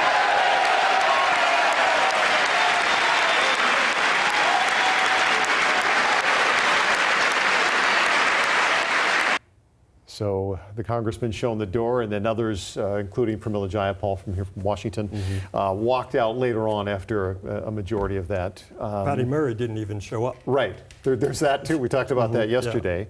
Yeah. Your thoughts on, historically speaking, I mean, did this was kind of laid the tone for the entire thing? I think for people who watch this is what they're going to remember, because this is different. We've never seen this happen before. We've seen people. Plus, it happened first, right out of the gate. Yeah, this right is what out you're of the getting. gate. Yeah, no, Did you see that? Yeah. Exactly. And you know what? For Donald Trump, he loved it because he thrives on division. He is not a president who's trying to bring us together. He wants to polarize the body politic, and that's his superpower, or that's one of his. I used to think he had only one superpower. He's got like 3 or 4 superpowers, no shame and some other things, but this is one of his superpowers. He knows how to divide the country and work it to his advantage. How do we get past the unrest and having that be the topic for tomorrow, and that's all people talk about because they didn't bother to sit long enough to listen to the meat of it? Well, I think, first of all, we've been building up to this for a while. We've seen outbursts in joint sessions of Congress, where there's State of the Union, becoming more frequent, like Marjorie Taylor Greene yelling at President Biden, for example. It's become acceptable. It's almost. It's grown in its space. But I think from the Democrats' point of view, they want this to be the thing that they're talking about. Again, Democrats are struggling to rally their base. This is them showing a little bit of pushback. And we've seen President Trump in other settings where he encounters pushback. That's when he gets flustered. That's when he loses his cool. For example, when he attended the Libertarian Party nomination in 2024, seeking their endorsement, and the Libertarians booed him and pushed back against him, He got off track, he started fighting with the audience, and it was a really bad look. So that is what the Democrats are hoping it's going to be. It might be because it was good TV, although he did stage some other good for TV moments, like making little DJ a honorary. I gotta say this. You know, he is anti-DEI, right? He has made that absolutely clear. But this was kind of a DEI pageant. We had the black boy, we had a Hispanic man, we had young women, we had older women, we had a mom. I mean, this was as diverse as America. You can't teach it anymore. You can't talk about it, apparently, if you're a school. We're going to take away your funding if you have a DEI program. This speech was DEI. Do you agree?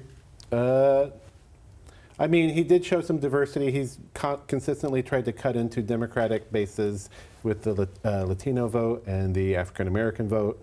But I also think there are enough dog whistles here to make it so it probably wasn't a DEI speech. Well, I mean, you talk about, we talked about the national stage, and I still want to talk about that, but the U.S. stage, the return to common sense is what he called it when he talked about the DEI, gender identity a lot, and then critical race theory he brought up as well.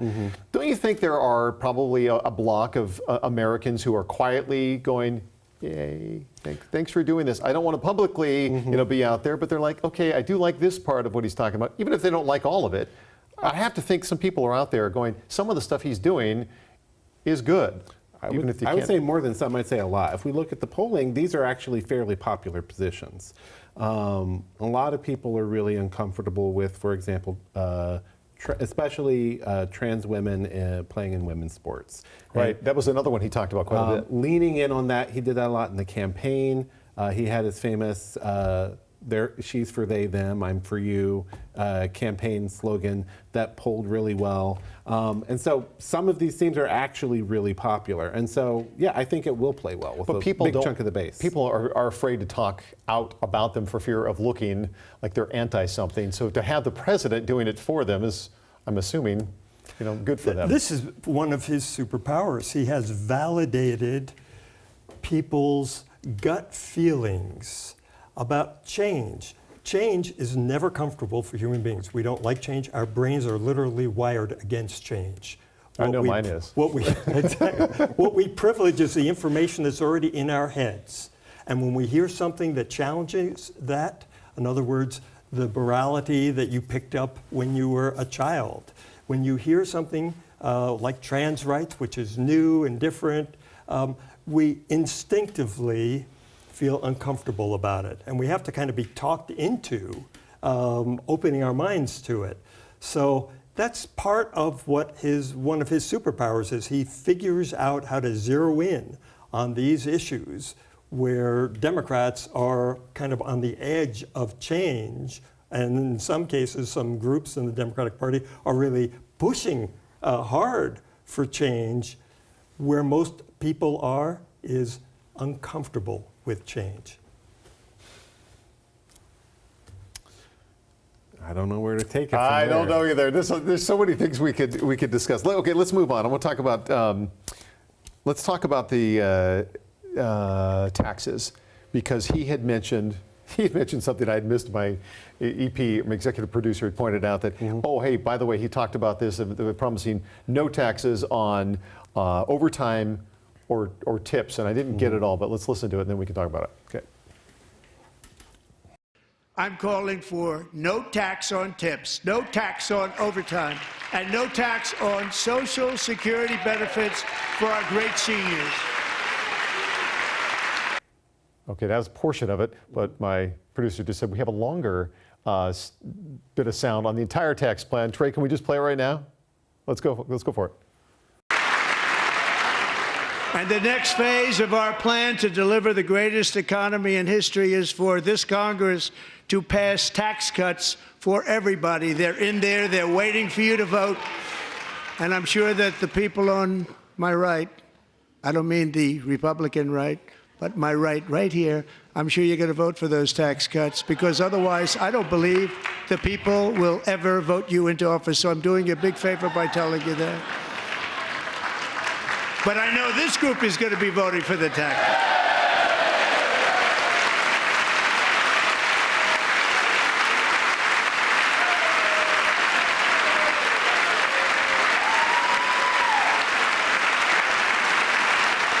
Thank you. It's a very, very big part of our plan. We had tremendous success in our first term with it. A very big part of our plan. We're seeking permanent income tax cuts all across the board. And to get urgently needed relief to Americans hit especially hard by inflation, I'm calling for no tax on tips, no tax on overtime, and no tax on Social Security benefits for our great seniors. Okay, that sounds good, right? I mean, everyone likes having their taxes cut. But I noted that this was immediately followed up by his conversation about balancing the budget. Right. And like I said a little bit ago, these are two goals that are at odds. Trying to frame the issue as I want to cut your taxes, the Democrats are going to try to stop me, is a good frame for Republicans because voters generally trust Republicans more on taxes than they do Democrats. But it's going to be more spending. It's going to lead to another spike in the deficit, which he also is pushing against. And so I think this is more that everyone gets to have a lollipop part of the speech that will probably echo well in his chamber. People will hear it, and then when some of it doesn't come through, they'll get upset about it. Well, and let's just remember who helped put trillions of dollars on our national debt. He was president before. What's a couple extra $1 trillion? Exactly. I mean, come on. He was president before. And while he sometimes would talk about balancing the budget, even in his first term, his whole attitude really was just spend the money, spend the money, spend the money. That's how he papered over differences in the Republican Party, except for the handful of people who really are the anti-debt warriors in the Republican Party. They were willing to go along with it as long as they got their tax cuts. The only thing that unites all Republicans is tax cuts. And if you're going to spend a lot of money, well, okay, we're uncomfortable with that, but let's keep the party rolling, right? It's Mardi Gras, and it's the Mardi Gras party. So, well, I mean, here's the thing: money talks. And if I'm a casual listener and I hear, oh, he's going to cut my taxes, that's a good thing. I mean, you make a good point though. If you're going to cut taxes for Americans, but also balance the budget, then where the heck are the cuts going to come from? And that leads me to some of the cuts we have seen to the government agencies. I mean, we've already heard about some awfully big ones. Let's start with Social Security, because you've got a lot of people waiting for their returns. And if you're going to start slashing jobs at Social Security, you're not going to have workers or they're going to be massively delayed. That's got to cause some concern out of the gate. And that doesn't even get to the HUD cuts here on the West Coast, which we can talk about in a minute. But let's start with Social Security. That's just one agency, but that's got to worry a lot of people. Martin O'Malley, who used to be the administrator for the Social Security program, released a statement or made a speech today where he talked about how he's expecting to see delays of 30 to 90 days for some Social Security payments if they cut the Social Security staff in half. And you know, this speech is Don't good. tell me that. I'm on Social Security. This speech is good, saying we're not going to tax Social Security anymore. There is a lot of support for that in the polls. But if you can't get that Social Security check, then you know the fact that you're not getting taxed on it isn't going to matter a whole lot to you. Sure, and listen to what you just said. People want to not have taxes on their Social Security income. I'm on Social Security. I'd love that. That would be great. What a bonanza. Weren't we just talking a moment ago about how he's going to get to a balanced budget? I mean, a balanced budget. Ever since Reagan, Republicans have been talking about a balanced budget. They never show the road to how they're going to get there. We've had one president, actually, in the last half century, who was actually serious about balancing the budget, and he had two balanced budgets, and that was Bill Clinton. And I wanted to correct myself. I was conflating Social Security and the IRS cuts. And I apologize. Both. I mean, both are important. He wants to do both. He wants to cut the IRS staff by 50% and Social Security by tens of thousands. But when I was talking about having getting your return, I meant to say IRS, not Social Security. But again, so many topics were covered tonight. With regards to the IRS, let's address that a little bit, because if I haven't filed my return yet, or I filed it and I'm waiting, I could be waiting a lot longer than I did in years past. Sure. Well, one of the things that they did under Biden was they increased by tens of billions of dollars the amount of money going to the IRS to try to beef up the staff to do two things. One was to make it easy for somebody who can't afford H&R Block or to hire an accountant to go to the IRS website, and there they have calculators, and you can do your return if it's not too complicated. Big campaign for that they free. rolled out for that. Exactly. Now, H&R Block is one of those companies. I have my taxes done by them. I like them. They're fine. They don't like the fact that the government is competing with private business, and that was the argument that Republicans were making when the Democrats got extra money to cover this expense. The other thing is the IRS needs money to pay accountants to take deep dives on rich people, wealthy people, high net worth people, so that they can go through their returns. Right now, if you're really a high net worth individual, the chances that somebody, some green eyeshade guy is going to be going through your return line by line, and some of these returns are like this big, and Trump has talked about his returns are this big, right? It's like for 11 years he's been under investigation at the IRS, under audit. Well, if you don't have that extra money in the budget, and Musk is talking about he wants to get rid of it, then that means the burden of taxation will fall on the shoulders of the middle class, because you're not going to be squeezing the money out of the wealthy. You mentioned Musk. I mean, who's going to be looking into his taxes? I mean, he's getting some pretty sweet deals out of all this stuff. So, well, when you're understaffed, it's easier to do an audit of someone who's claiming an earned income tax credit on a tax than it is someone who's trying to deduct lots of investments, right? So just like you said, that's going to shift where they're focusing their audits to the easier ones, the simpler tax returns.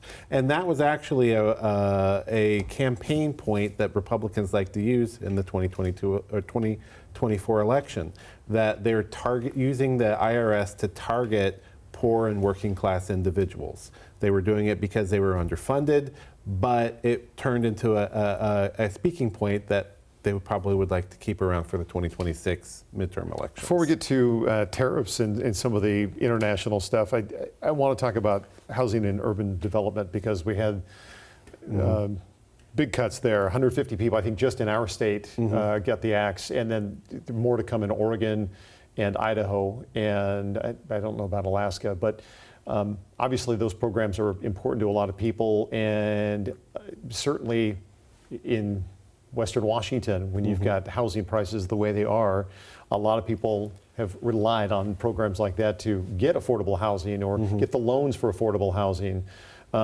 What's this gonna do? I mean, to some degree, we're gonna have to wait and see how it plays out. They're promising technological solutions to make up for the difference in staffing. Although whether that's coming from a Musk organization or not, we'll wait to see. But if you're making it harder for people to get Section 8 vouchers, if you're making it harder for people to get subsidized loans for first-time home buyers, you're making it harder for people, particularly we're talking now millennial and older Gen Z people who are looking to buy that first-time house, to getting into a housing market. We already have a massive shortage of starter homes. We keep building bigger, we keep building larger, and that makes it more expensive, so it's hard for them to get in the first place. And then if they don't have people who can process their applications and their loans in a timely manner, then they're not going to be able to compete for those houses that are being snapped up off the market in a matter of days. I guess the question for me is, are we, and I haven't read the fine print here, so I don't know if we're just firing a bunch of people or whether we're getting into those programs and, removing some of the funding from that. So, I mean, that poses kind of a different question. Are you tearing that down a little bit, or are you reorganizing it to cut through the red tape, the government red tape, which can obviously, take a lot of time? I don't think they're talking about the red tape, but when you bring up red tape and housing, now you're talking about the real problem.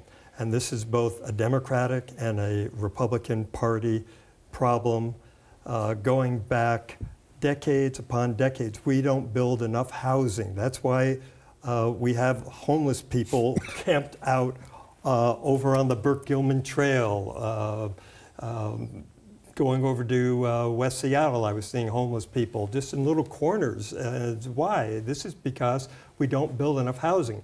And the liberals have to take responsibility for part of the problem, a big part of the problem, which is you put in so many goodies for liberals, which is we want environmental protection when we're building houses. We want to make sure that it's housing that is going to meet all kinds of plumbing standards and electric standards, and it goes on and on and on. LEED standards. You put all these requirements on, and a contractor says, it's going to take me 2 years to get the permits for that stuff, right? And what that means is you're not going to build enough housing.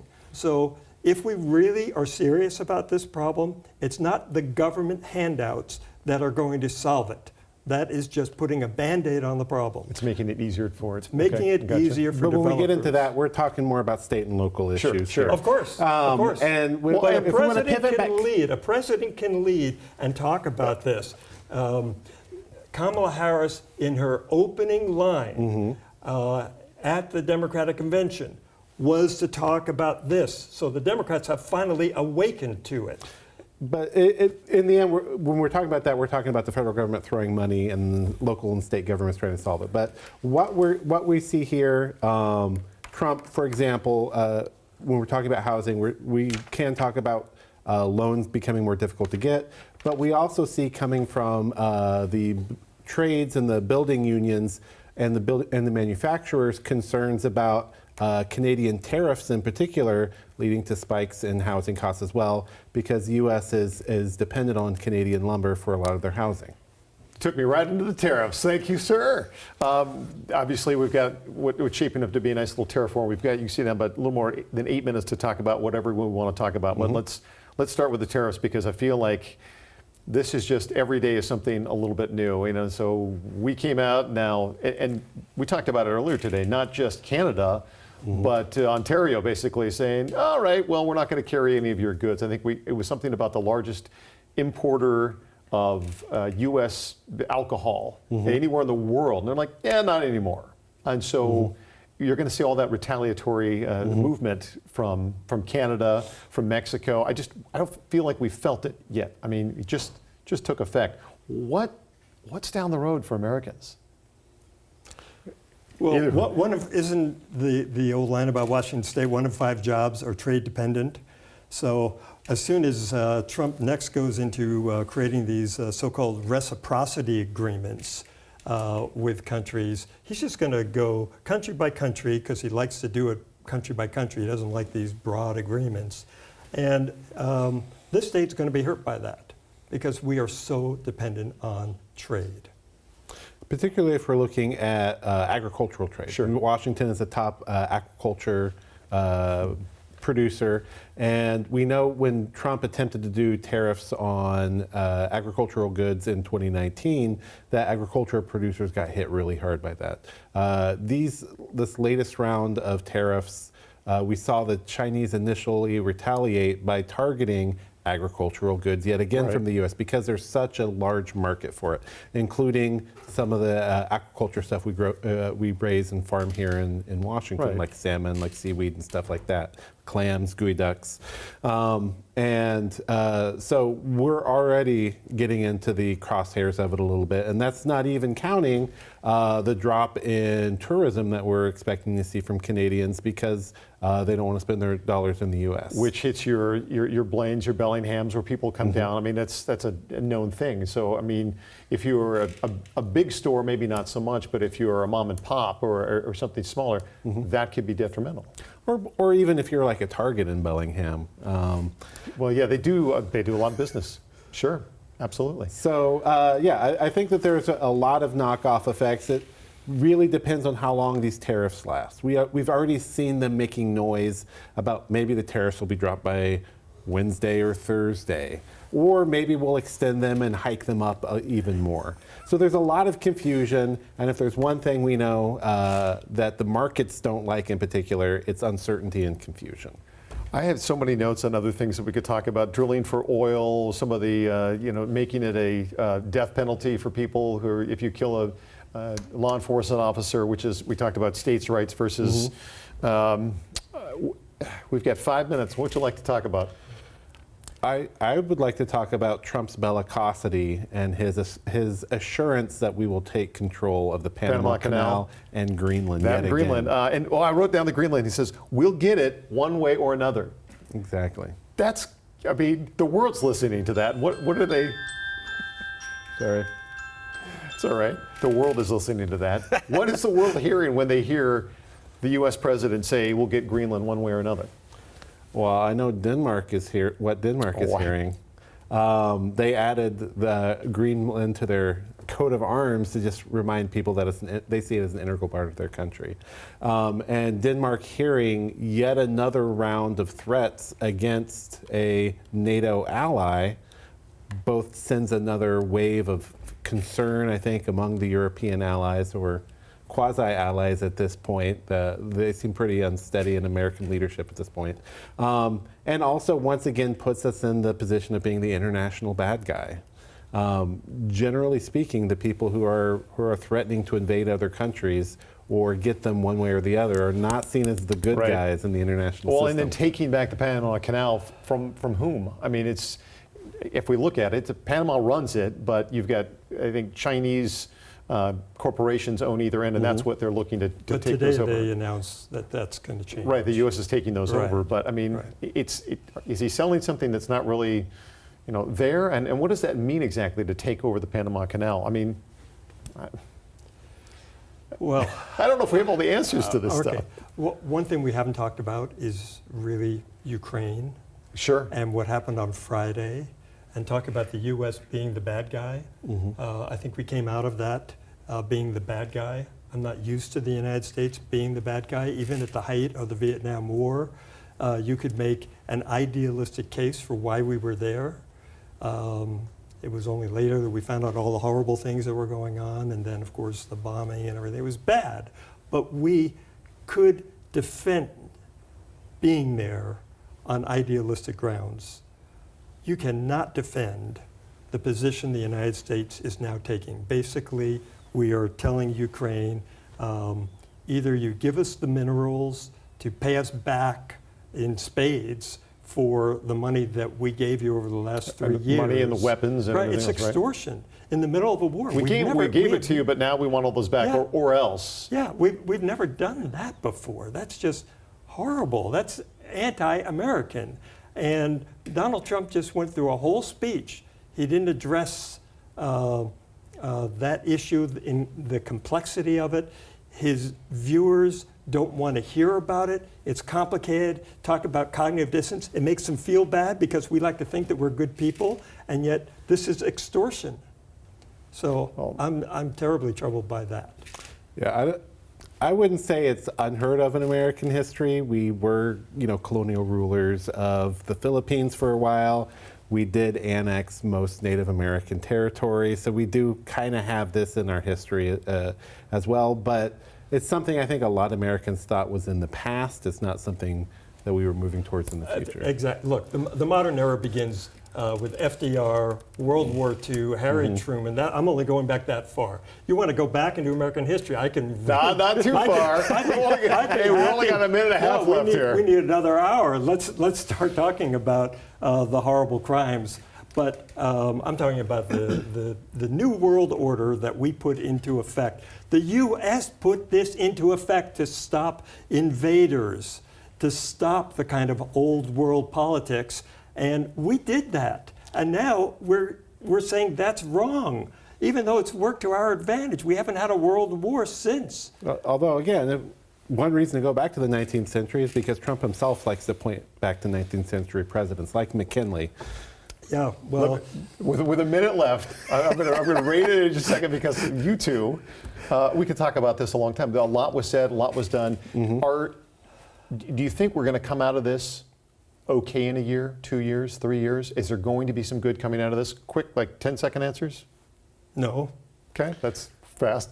It's hard to see it ending well for us. What was your highlight for tonight?